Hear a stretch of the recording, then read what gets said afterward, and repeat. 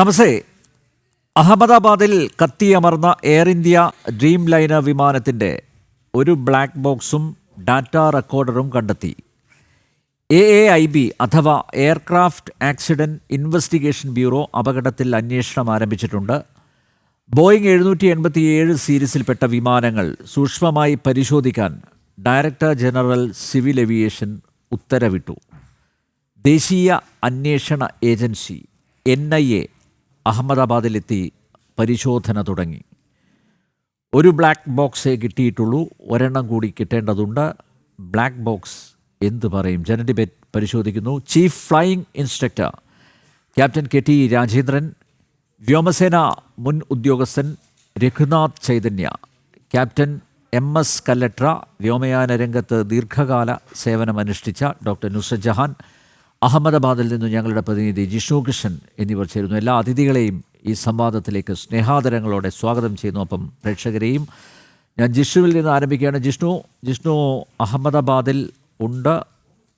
അഹമ്മദാബാദിൽ ഇന്ന് നടന്നത് എന്തൊക്കെയാണ്? പ്രധാനമന്ത്രിയുടെ സന്ദർശനം അടക്കം പലതും നടന്നു. NIA സ്ഥലത്ത് പരിശോധന നടത്തുന്നുണ്ട്. ആകെ 294 മരണമാണ് ഇപ്പോൾ ഔദ്യോഗികമായിട്ട് സ്ഥിരീകരിച്ചിരിക്കുന്നത്. അഹമ്മദാബാദിന് പറയാൻ എന്തുണ്ട് ജിഷ്ണു? അനിൽ, ഇന്നലെ രാത്രിയോടുകൂടിയാണ് നമ്മൾ അഹമ്മദാബാദിൽ എത്തിയിട്ടുള്ളത്. അതുമുതലുള്ള സാഹചര്യങ്ങൾ പരിശോധിക്കുമ്പോൾ വളരെ കൃത്യമായി രക്ഷാദൗത്യം ഏകോപിപ്പിക്കാൻ കേന്ദ്ര സംസ്ഥാന സർക്കാരുകളും ഒപ്പം സേനകളും ദേശീയ ദുരന്ത നിവാരണ സേനയും അഗ്നിശമന സേനയും പോലീസും ഒപ്പം സന്നദ്ധ പ്രവർത്തകരും ചേർന്നുകൊണ്ടാണ് അഹമ്മദാബാദിൽ നമ്മുടെ രാജ്യത്തെ അല്ലെങ്കിൽ ലോകത്തെ തന്നെ നടുക്കിയിട്ടുള്ള ഈ വിമാന ദുരന്തമുണ്ടായപ്പോൾ അതിൻ്റെ രക്ഷാദൗത്യത്തിനും സേവാ പ്രവർത്തനത്തിനുമായി വലിയ കൂട്ടായ്മയിൽ നിന്നുകൊണ്ട് ആ ദുരന്തത്തിൽ വിമാനത്തിലുണ്ടായിരുന്നവരെ രക്ഷിക്കാനുള്ള അവസരം പോലും ലഭിക്കാതെയാണ് അപകടം ഉണ്ടായത് എന്നുള്ളത് കേന്ദ്ര ആഭ്യന്തരമന്ത്രിയുടെ പ്രതികരണം തന്നെ പരിശോധിക്കുമ്പോൾ അദ്ദേഹം വളരെ കൃത്യമായി ആ വിഷയം ചൂണ്ടിക്കാണിച്ചിട്ടുണ്ട്. രക്ഷാപ്രവർത്തനം എന്നുള്ളത് ആ വിമാനത്തിലുള്ളവരെ രക്ഷിക്കാനുള്ള അവസരമോ സമയവും നൽകാതെ അത്രയധികം ആഘാതത്തോടെ അതിവേഗതയിലാണ് അപകടം നടന്നിട്ടുള്ളത്. അതിനുശേഷം സ്വീകരിക്കേണ്ട നടപടികൾ മനുഷ്യന് സാധ്യമായിട്ടുള്ള രീതിയിൽ എല്ലാ തരത്തിലുമുള്ള ഇടപെടലുകളും നടപടികളും സ്വീകരിച്ചിട്ടുണ്ട് എന്നുള്ളത് തന്നെയാണ് നിഗമനമുള്ളത്. ഈ അപകടം സംഭവിച്ച ഏകദേശം ആദ്യ 10 മണിക്കൂർ, ഇന്നലെ ഉച്ച മുതൽ ഇന്നലെ അർദ്ധരാത്രി വരെയുള്ള സമയങ്ങളിൽ ഇത്രയധികം സേനകളും പൊതുജനങ്ങളും സന്നദ്ധ സംഘടനയിലുള്ള ആളുകളും ചേർന്നുകൊണ്ട് ഈ വിമാനത്തിൻ്റെ അവശിഷ്ടങ്ങൾക്കിടയിൽ നിന്ന്, ഒപ്പം ഈ വിമാനം ഇടിഞ്ഞു വീണിട്ടുള്ള BJ മെഡിക്കൽ കോളേജിൻ്റെ ഹോസ്റ്റൽ കെട്ടിടത്തിൻ്റെ അവശിഷ്ടങ്ങൾക്കിടയിൽ നിന്ന് ജീവനോടെ അല്ലെങ്കിൽ പരിക്കുകളോടെ ആരെങ്കിലും രക്ഷിക്കാൻ സാധിക്കുമോ എന്നുള്ള വലിയ ശ്രമമായിരുന്നു നടന്നിട്ടുള്ളത്. ഏകദേശം 10 മണിക്കൂറിലധികമാണ് അത്തരത്തിൽ ആ രക്ഷാപ്രവർത്തനം നീണ്ടുനിന്നത്. അതിനുശേഷം ഇന്ന് പുലർച്ചെ മുതൽ ഏകദേശം ഉച്ച വരെയുള്ള സമയം 6 മണിക്കൂറിലധികം നീണ്ടുന്ന സമയങ്ങളിലാണ് ഇപ്പോൾ അനിൽ സൂചിപ്പിച്ചതുപോലെ വിവിധ തരത്തിലുള്ള പരിശോധനകൾ, അന്വേഷണങ്ങളുടെ ഭാഗമായുള്ള സന്ദർശനങ്ങൾ നടന്നിട്ടുള്ളത്. പുലർച്ചെ ഏകദേശം 5 മണി മുതൽ 12 മണി വരെ ഫോറൻസിക് സംഘം അവിടെ പരിശോധന നടത്തിയിരുന്നു. ശേഷം അവരുടെ വാൻ പുറത്തേക്ക് പോകുന്നതും അവർ പാക്കുകളിലാക്കി ശേഖരിച്ചിട്ടുള്ള വസ്തുക്കൾ കൊണ്ടുപോകുന്നതും നമ്മൾ തത്സമയം പ്രേക്ഷകരിലേക്ക് എത്തിച്ചിരുന്നു. കൂടാതെ ഗുജറാത്ത് ATS പരിശോധന നടത്തിയിട്ടുണ്ട്. ദേശീയ അന്വേഷണ ഏജൻസിയുടെ പ്രത്യേക സംഘം സംഭവ സ്ഥലത്തെത്തി പരിശോധന നടത്തി. NST വിഭാഗം സ്ഥലത്തെത്തി പരിശോധന നടത്തി. അത്തരത്തിൽ നമ്മുടെ രാജ്യത്തെ വിവിധ ഏജൻസികൾ ഒപ്പം എയർ ഇന്ത്യയുടെ CEO നേരിട്ട് സംഭവ സ്ഥലത്തെത്തി പരിശോധിച്ചിട്ടുണ്ട്. ഈ അപകടം നടന്ന ഉടൻ തന്നെ രക്ഷാപ്രവർത്തനത്തിനൊപ്പം തന്നെ എയർക്രാഫ്റ്റ് ആക്സിഡൻറ്റ് ഇൻവെസ്റ്റിഗേഷൻ ബ്യൂറോ അതിൻ്റെ അന്വേഷണം ആരംഭിച്ചിരുന്നു. ആ അന്വേഷണ റിപ്പോർട്ട്, അതിൻ്റെ ഒരു പ്രാഥമിക അന്വേഷണ റിപ്പോർട്ട് ഉടൻ തന്നെ വ്യോമയാന മന്ത്രാലയത്തിന് ലഭിക്കും. അതിന് പുറമെ വ്യോമയാന മന്ത്രാലയം, കേന്ദ്ര സർക്കാർ ഒരു വിദഗ്ധ സമിതി രൂപീകരിച്ചിട്ടുണ്ട്. ആ സമിതിയും ഈ അപകടവുമായി ബന്ധപ്പെട്ട അന്വേഷണം നടത്തും. പക്ഷെ അതൊരു സമയമെടുത്തുകൊണ്ട് എങ്ങനെയാണ് അപകടം നടന്നിട്ടുള്ളത്, ആ സമയത്ത് എന്തെല്ലാം സുരക്ഷാ ക്രമീകരണങ്ങൾ പാലിച്ചിട്ടുണ്ട്, ഇനി ഭാവിയിൽ സുരക്ഷാ ക്രമീകരണങ്ങളിൽ വരുത്തേണ്ട മാറ്റങ്ങൾ, ശ്രദ്ധിക്കേണ്ട കാര്യങ്ങൾ, ഇവയെല്ലാം ഉൾപ്പെടുത്തിക്കൊണ്ടൊരു വിശദമായ റിപ്പോർട്ടായിരിക്കും ഈ വ്യോമയാന മന്ത്രാലയം രൂപീകരിച്ചിട്ടുള്ള വിദഗ്ധ സമിതി നൽകുക. പക്ഷേ അതിനപ്പുറത്തേക്ക് എയർക്രാഫ്റ്റ് ആക്സിഡൻറ്റ് ഇൻവെസ്റ്റിഗേഷൻ ബ്യൂറോ ഒരു പ്രാഥമിക റിപ്പോർട്ട് എന്തായാലും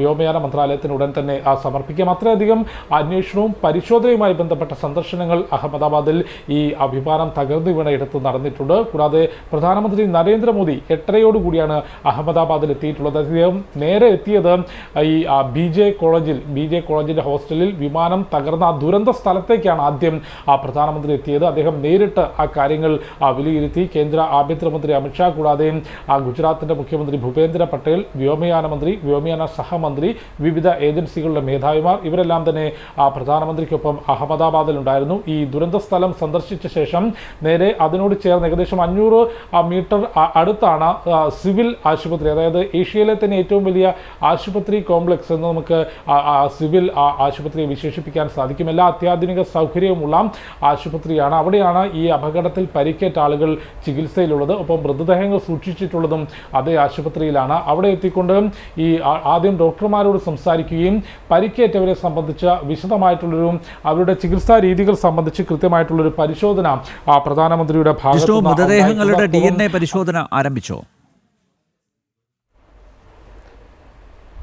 DNA ശേഖരിക്കുന്ന നടപടികൾ ഇന്ന് ഉച്ചയോടുകൂടി തന്നെ ആരംഭിച്ചിരുന്നു. അതിൻ്റെ ശേഖരിച്ചു കഴിഞ്ഞ് ഏകദേശം 72 മണിക്കൂറാണ് അതിൻ്റെ ഫലം ലഭിക്കുന്നതിന് വേണ്ടി ഇപ്പോൾ ആശുപത്രി അധികൃതർ നൽകിയിട്ടുള്ളത്. ഈ സാമ്പിളുകൾ ശേഖരിച്ച് അതിൻ്റെ പരിശോധനാ ഫലം ലഭിക്കുന്നതിന് 72 മണിക്കൂർ എടുക്കും എന്നുള്ളതാണ്. ഒപ്പം രക്തസാമ്പിളുകൾ ശേഖരിച്ചുകൊണ്ട് മറ്റ് പരിശോധനകളും നടത്തുന്നുണ്ട്.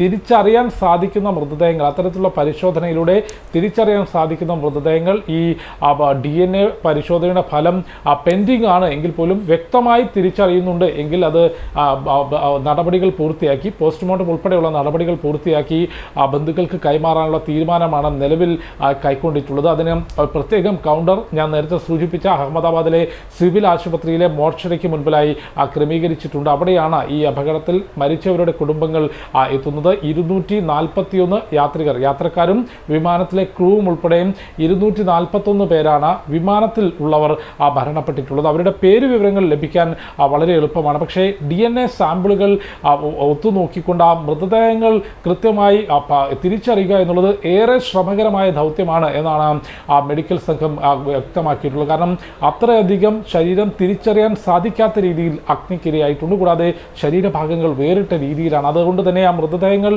തിരിച്ചറിയുക എന്നുള്ളത് ഏറെ ശ്രമകരമായ ദൗത്യമാണ്. അത് പുരോഗമിക്കുന്നുണ്ട്. ഒപ്പം പരിക്കേറ്റവർക്ക് മികച്ച ചികിത്സ ഉറപ്പാക്കണം എന്ന നിർദ്ദേശമാണ് ഈ ആശുപത്രിയിൽ സന്ദർശിച്ച ശേഷം പ്രധാനമന്ത്രി നരേന്ദ്രമോദി നടത്തിയിട്ടുള്ളത്. അപകടത്തിൽ നിന്നും അത്ഭുതകരമായി രക്ഷപ്പെട്ട വിശ്വാസ് മാധ്യമങ്ങളോട് സംസാരിച്ചിട്ടുണ്ട്.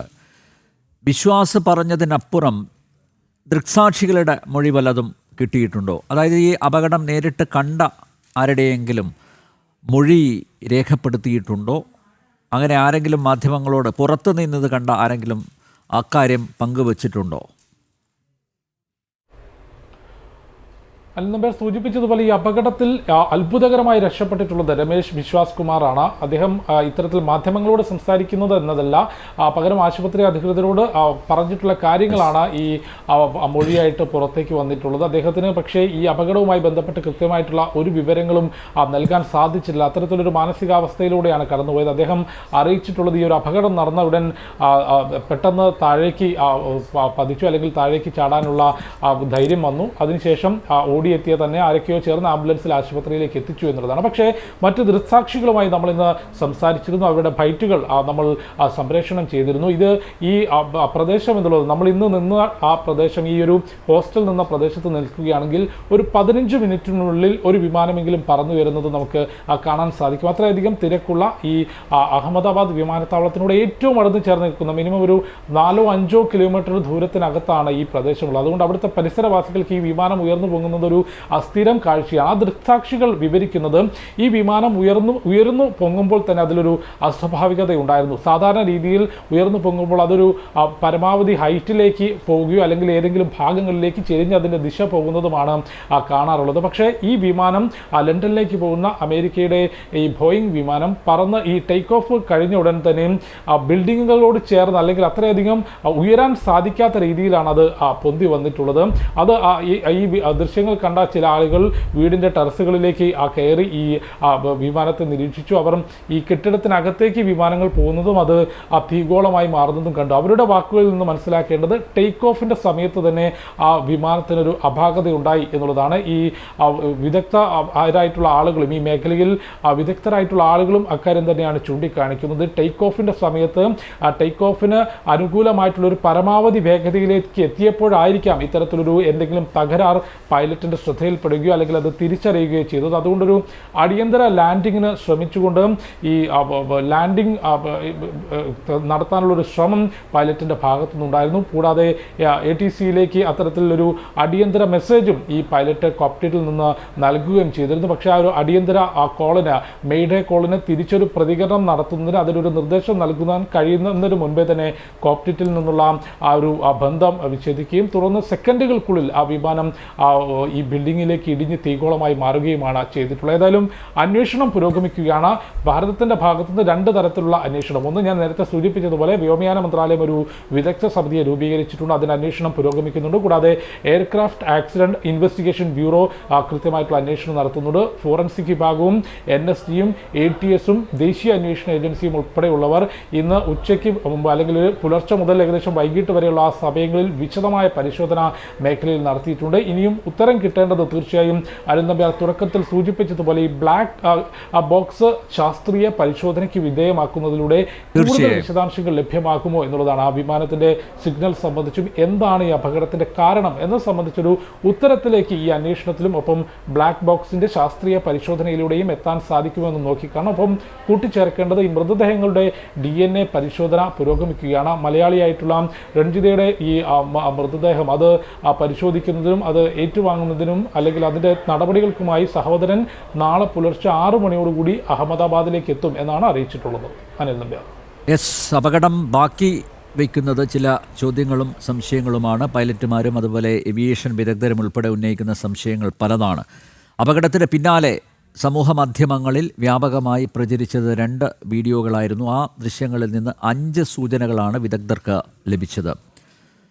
അതിലൊന്ന്, വിമാനത്തിൻ്റെ ലാൻഡിംഗ് ഗിയർ ഉയർത്താത്തത് എന്തുകൊണ്ട്? എൻജിൻ തകരാർ ആണോ? 2, 3 ഇന്ധനത്തിൽ മാലിന്യം കലർന്നോ? 4 പക്ഷി ഇടിച്ചതാണോ? 5 വിമാനത്തിൻ്റെ ലാൻഡിംഗ് വീലുകൾ മടങ്ങാതെ വന്നത് എന്തുകൊണ്ട്?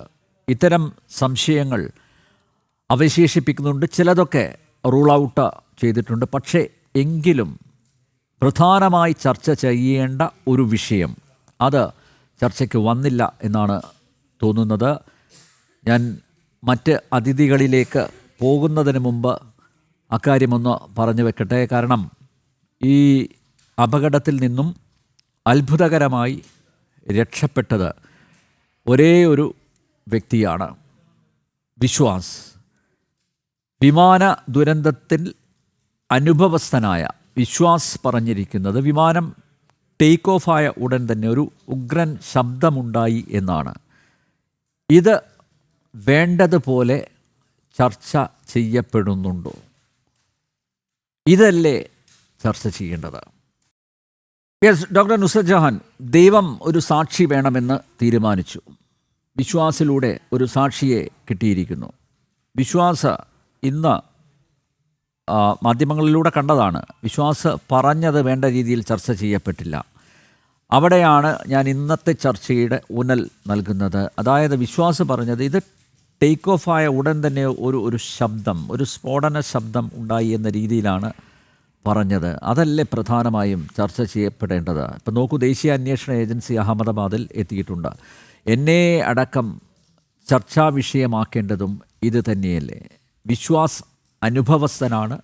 വിശ്വാസിന് പറയുന്നതല്ലേ ശ്രദ്ധാപൂർവം കേൾക്കേണ്ടത്? ഡോക്ടർ നുസ്രത്ത്. അതെ, നമ്മള് ഒരു സാക്ഷിയെ വെക്കുന്നത് തന്നെ അത് ദൈവത്തിന്റെ ഒരു കയ്യൊപ്പ് എന്ന് പറയണേ അത് വളരെ സത്യമാണ്. കാരണം വിധി എന്ന് പറഞ്ഞിട്ട് നമ്മൾ പറയണേ ദൈവത്തിന്റെ കയ്യൊപ്പുകൾ വരും. ആ ഒരു വിശ്വാസത്തിന്റെ മേലെ തന്നെ അദ്ദേഹത്തിന്റെ വാക്കുകളാണ് ബ്ലാക്ക് ബോക്സിന് മുമ്പേ അതൊക്കെ കിട്ടുമ്പോഴത്തേക്കും സമയമെടുക്കും. ഇന്ന് ഒരു ഹിന്ദിയിൽ അയാൾ സംസാരിച്ച് അതിൽ അദ്ദേഹം ശരിക്കും പറയുന്നുണ്ട്, മലയാളം ചാനലുകളും ഒരുവിധം ആൾക്കാരൊന്നും ടൈംസ് നൗ അങ്ങനെയുള്ളവരൊക്കെ അത് സംസാരിച്ചിട്ടുണ്ട്.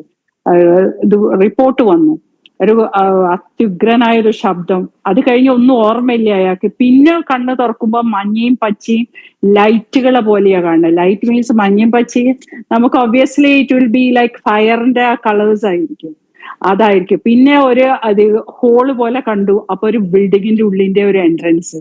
ഇതാണ് അദ്ദേഹം പറയുന്നത്. അപ്പൊ ഈ പറഞ്ഞ കാര്യം ആരും ചർച്ചയ്ക്ക് എടുക്കുന്നില്ല എന്ന് മാത്രമല്ല, ഈ ചർച്ച ചെയ്യണ ഇതിന്റെ പിന്നെ ഭീകരാവസ്ഥ, നമ്മൾ ഈ അട്ടിമറിയെ നമ്മൾ സംസാരിക്കണം എന്ന് പറയുമ്പോൾ നമുക്ക് അറ്റാക്ക് വരുന്ന ഒരു പ്രത്യേകം തരം കൂട്ടരുന്ന, അതെന്താണ് മനസ്സിലാവില്ല. എന്താ പറയാൻ പാടില്ല, നമ്മൾ ആരെയും കുറ്റപ്പെടുത്തുന്നില്ല, നമ്മൾ അതിന്റെ സാധ്യതകൾ. കാരണം എയർലൈനിൽ വർക്ക് ചെയ്ത്, എയർപോർട്ടിൽ വർക്ക് ചെയ്ത്, ടേക്ക് ഓഫും ലാൻഡിങ്ങും ഒക്കെ നിരീക്ഷിച്ച, എത്രയോ വർഷങ്ങൾ നിരീക്ഷിച്ച ഒരാള്, പ്ലസ് ഏവിയേഷൻ സെക്യൂരിറ്റിയിൽ പിന്നെ MBA എടുത്ത ഒരാളെന്ന നിലക്ക് നമുക്ക് അതൊക്കെ പറയാൻ പറ്റുള്ളൂ. അതിന് തെറി വിളിച്ചിട്ട് ഒരു കാര്യമില്ല. കാരണം ഈ രാജ്യത്തിന്റെ ഒരു പ്രത്യേക അവസ്ഥയിലൂടെയാണ് നമ്മൾ കടന്നു പോകുന്നത്. കാരണം ഇന്ത്യ ഇത്രമധികം പിന്നെ ലോകത്തിൽ വളർന്നുകൊണ്ടിരിക്കുന്ന ഒരു സമയത്ത് നമുക്കിവിടെ പഹൽഗാം അറ്റാക്ക് വന്നു. ആ പഹൽഗാം അറ്റാക്ക് വന്നപ്പോ മതത്തിന്റെ പേരിലല്ല എന്ന് പറഞ്ഞാൽ അതിനെ ഇതാക്കി. അതിനുവേണ്ടി നമ്മളൊക്കെ അനുഭവിച്ച യുദ്ധം വേറെയാ. അതേപോലെ തന്നെ പിന്നെ സിന്ദൂർ ഓപ്പറേഷൻ വന്നു. സിന്ദൂർ ഓപ്പറേഷൻ കഴിഞ്ഞ് ഡെലിഗേഷൻ ഫോറിൻ കൺട്രിയിൽ പോയി. എല്ലാം വന്ന് ലോകം ചർച്ച ചെയ്തുകൊണ്ടിരിക്കുന്ന ഒരവസ്ഥയിൽ ഇന്ത്യക്ക് ഉണ്ടാവുമ്പോൾ ഇന്ത്യനെ ടക്കുന്നൊരു അടിയല്ലേ അടിച്ചതെന്ന് തോന്നാണ്ടിരിക്കാൻ നമുക്കൊന്നും സാധിക്കുന്നില്ല. ഈ സൗണ്ട് എന്തായിരുന്നു? അതുപോലെ വേറൊരു വീഡിയോ കണ്ടു. ഒരു എയർക്രാഫ്റ്റിൽ ബോർഡ് ചെയ്യണ 2 ഫോറിനേഴ്സ്. അത് ഏതോ ഒരു CCTV ദൃശ്യ. ആ CCTVയിൽ അവർ പെട്ടെന്ന് സൈഡിലേക്ക് നോക്കുന്നു. ആ സൈഡിൽ നോക്കണമെങ്കിൽ നമ്മൾ എയർക്രാഫ്റ്റ് കയറാൻ പോകുന്ന ഒരാള് പെട്ടെന്ന് ജനവാതിലിന്റെ ഉള്ളിലൂടെ നോക്കൂ എന്ന് പറഞ്ഞ് കാണിച്ചു കൊടുക്കണമെങ്കിൽ എന്തെങ്കിലും ഒരു ശബ്ദം കേട്ടിട്ടായിരിക്കണം. ആ ശബ്ദം കേട്ട് അങ്ങോട്ട് നോക്കുന്നതാണ് കാണുന്നത് അവിടെ തീ കത്തണം, ആ വിമാനം ക്രാഷ് ആയി. അപ്പൊ ഇങ്ങനെയൊക്കെയുള്ള സംഗതികൾ അവിടെ ഉണ്ട്. പിന്നെ ഈ ഗ്രൗണ്ട് ഹാൻഡ്ലി, ഇതിനൊന്നും പറ്റി ആരും ചർച്ച ചെയ്യാത്തതാണ് ഭയങ്കര സങ്കടമായിട്ട് തോന്നുന്നത്. ഇന്നിപ്പോ NIA എടുത്ത് ഈ ബാക്കി കാര്യങ്ങള്, ഈ എയർക്രാഫ്റ്റിന്റെ പാസഞ്ചർ മാനിഫെസ്റ്റ് എടുത്തു നോക്കിയാൽ തന്നെ കുറെ കാര്യങ്ങൾ നമുക്ക് കിട്ടും. ഞാൻ ഇപ്പൊ ഇവിടെ അത് പറയാൻ ഉദ്ദേശിക്കില്ല, നമുക്ക് പിന്നീട് ഒരിക്കൽ പറയാം. ആ പാസഞ്ചേഴ്സ് നമ്പ്യാർജി ആ ലിസ്റ്റ് ഒന്ന് എടുത്തു നോക്കുക. ആ പാസഞ്ചേഴ്സ് ലിസ്റ്റ്, അത് എന്തൊക്കെ ഐഡിയോളജി അതിലുണ്ട് എന്നുള്ളത് ഒരു സപ്പോർട്ടേജ് ആണെങ്കിൽ നമുക്ക് അതിൽ മനസ്സിലാക്കാം. പിന്നെ ഈ കഴിഞ്ഞ ലിസ്റ്റുകളിൽ വന്ന മിസ്സായി പോയ പാസഞ്ചേഴ്സ് തൊട്ടിട്ട് ഇതിൽ വരുക. അതേപോലെ ഈ 3.5 കിലോമീറ്റേഴ്സ് ആണ് ഈ റൺവേ അഹമ്മദാബാദിലെ. അയാൾ ആ ഫുൾ റൺവേ യൂസ് ചെയ്തു. അത് എന്തിനു വേണ്ടിയാണ്? ആ റൺവേ യൂസ് ചെയ്തപ്പോ എന്തുകൊണ്ട് ATC അങ്ങനെ ഒരു ചോദ്യം വന്നില്ല? Why he use? You don't have to use that. അത്രയും പോകേണ്ട ആവശ്യമില്ല. അവിടുന്ന് ടേക്ക് ഓഫ് ചെയ്യണ പല പൈലറ്റുമാരെയും നമുക്കറിയാം. അപ്പൊ അത്രയും യൂസ് ചെയ്തെങ്കിൽ സംതിങ് ഇസ് ദിയർ. ആ ഗ്രൗണ്ടിൽ നിന്ന് തന്നെ സംതിങ് വാസ് ഗോയിങ് ഓൺ. എന്താണ് അയാൾക്ക് തോന്നിയത്? എന്താണ് ആ ഫ്ലൈറ്റിന്റെ ഡോർ ക്ലോസ് ചെയ്തത് അതിന്റെ അകത്ത് ഉണ്ടായത് എന്നുള്ളത് ശരിക്കും പുറത്തുനിന്ന് തൊട്ട് അന്വേഷണം വന്നാൽ തന്നെ മനസ്സിലാവുള്ളൂ. ഒരു ക്ലീനിങ് സ്റ്റാഫിന് പോലും പുറത്തുനിന്നുള്ള ആൾക്കാർക്ക് എല്ലാം പ്ലാൻ ചെയ്ത് അതിന്റെ അകത്ത് കൊണ്ടിടാനൊന്നും പറ്റൂല. എയർപോർട്ടിൽ ഉണ്ടായ സകല ആൾക്കാരെ ഈ ഫ്ലൈറ്റിൽ തൊട്ടിട്ടുള്ളവരെ ചോദ്യം ചെയ്ത് ഒരു സ്ഥലത്ത് കൊണ്ടുവന്നെങ്കിൽ മാത്രമേ നമുക്ക് അതിനെ പറ്റി പറയാൻ പറ്റുള്ളൂ. ഈ പിന്നെ ബോയിങ്ങിന്റെ കാര്യം പറയുമ്പോൾ ബോയിങ് എയർക്രാഫ്റ്റിനെ പറ്റി പറയുന്നു. ബോയിങ്ങിനെ പറ്റി പറഞ്ഞ എഞ്ചിനീയേഴ്സ്, അപ്പൊ ആ എഞ്ചിനീയർ ഒരു സൂയിസൈഡ് എന്ന് പറഞ്ഞിട്ട് അയാൾ ഏതോ ഒരു ആക്സിഡന്റിൽ മരിച്ചുപോവാ. ഇതിൽ മിസ്റ്റേക്ക് ഉണ്ട്. ഇത് തിരിച്ചു വിളിക്കണം എന്ന് പറഞ്ഞ ഒരു സമയത്താണ് ടാറ്റ ഇത് ടേക്ക് ഓവർ ചെയ്യണം. അതിന്റെ മുമ്പേ വാങ്ങിയ 2013 നമ്മൾ ഡ്രീം ലൈനർ വാങ്ങിയത് അല്ലെ? എല്ലാരെയും കൊണ്ടുപോയി ഫസ്റ്റ് ഫ്ലൈറ്റ് ഈ സംഭവമൊക്കെ ഉണ്ടായത്. പക്ഷെ ആ സമയത്ത് തന്നെ ഇത്രയും എയർക്രാഫ്റ്റ് ഓർഡർ ചെയ്ത് വെച്ചാണ് നരേന്ദ്രമോദി സർക്കാർ വാങ്ങിയത് എന്നാണ് എന്റെ ഊഹം. പെട്ടെന്ന് വന്ന് ഒരാള്, നമ്മള് തമാശ പറയും, നമ്മളെ ഒരു ഫ്ലൈറ്റ് ഉണ്ട്, ഇത്തിഹാദിന്റെ ഒരു ഫ്ലൈറ്റിൽ ഒരു ജർമ്മൻ CEO വന്നപ്പോ ഏത് ഫ്ലൈറ്റ്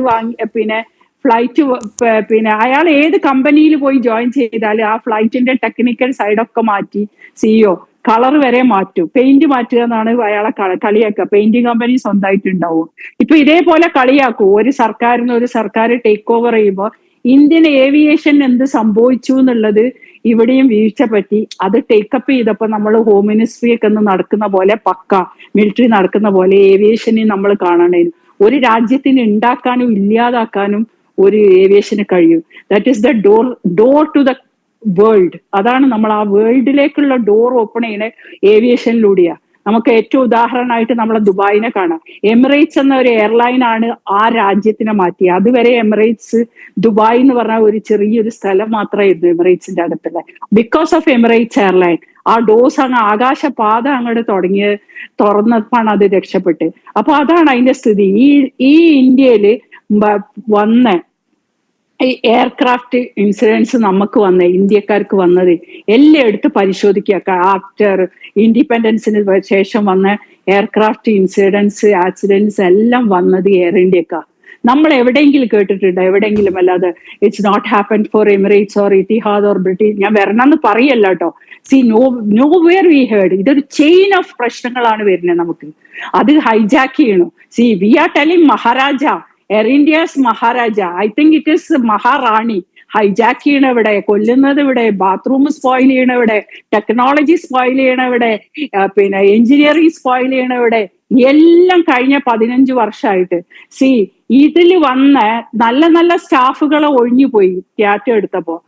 ഇതിന് വന്ന നമ്മൾക്കറിയാം ടർക്കിഷ് എയർലൈൻസിന്റെ ടർക്കിഷ് ഒരു പിന്നെ നാഷണാലിറ്റി വന്നപ്പോ നരേന്ദ്രമോദി നേരിട്ട് ഇടപെട്ടാണ് ആ സിഎനെ മാറ്റിയത് അല്ലെ, എയർ ഇന്ത്യ ടാറ്റ എടുത്തപ്പോ.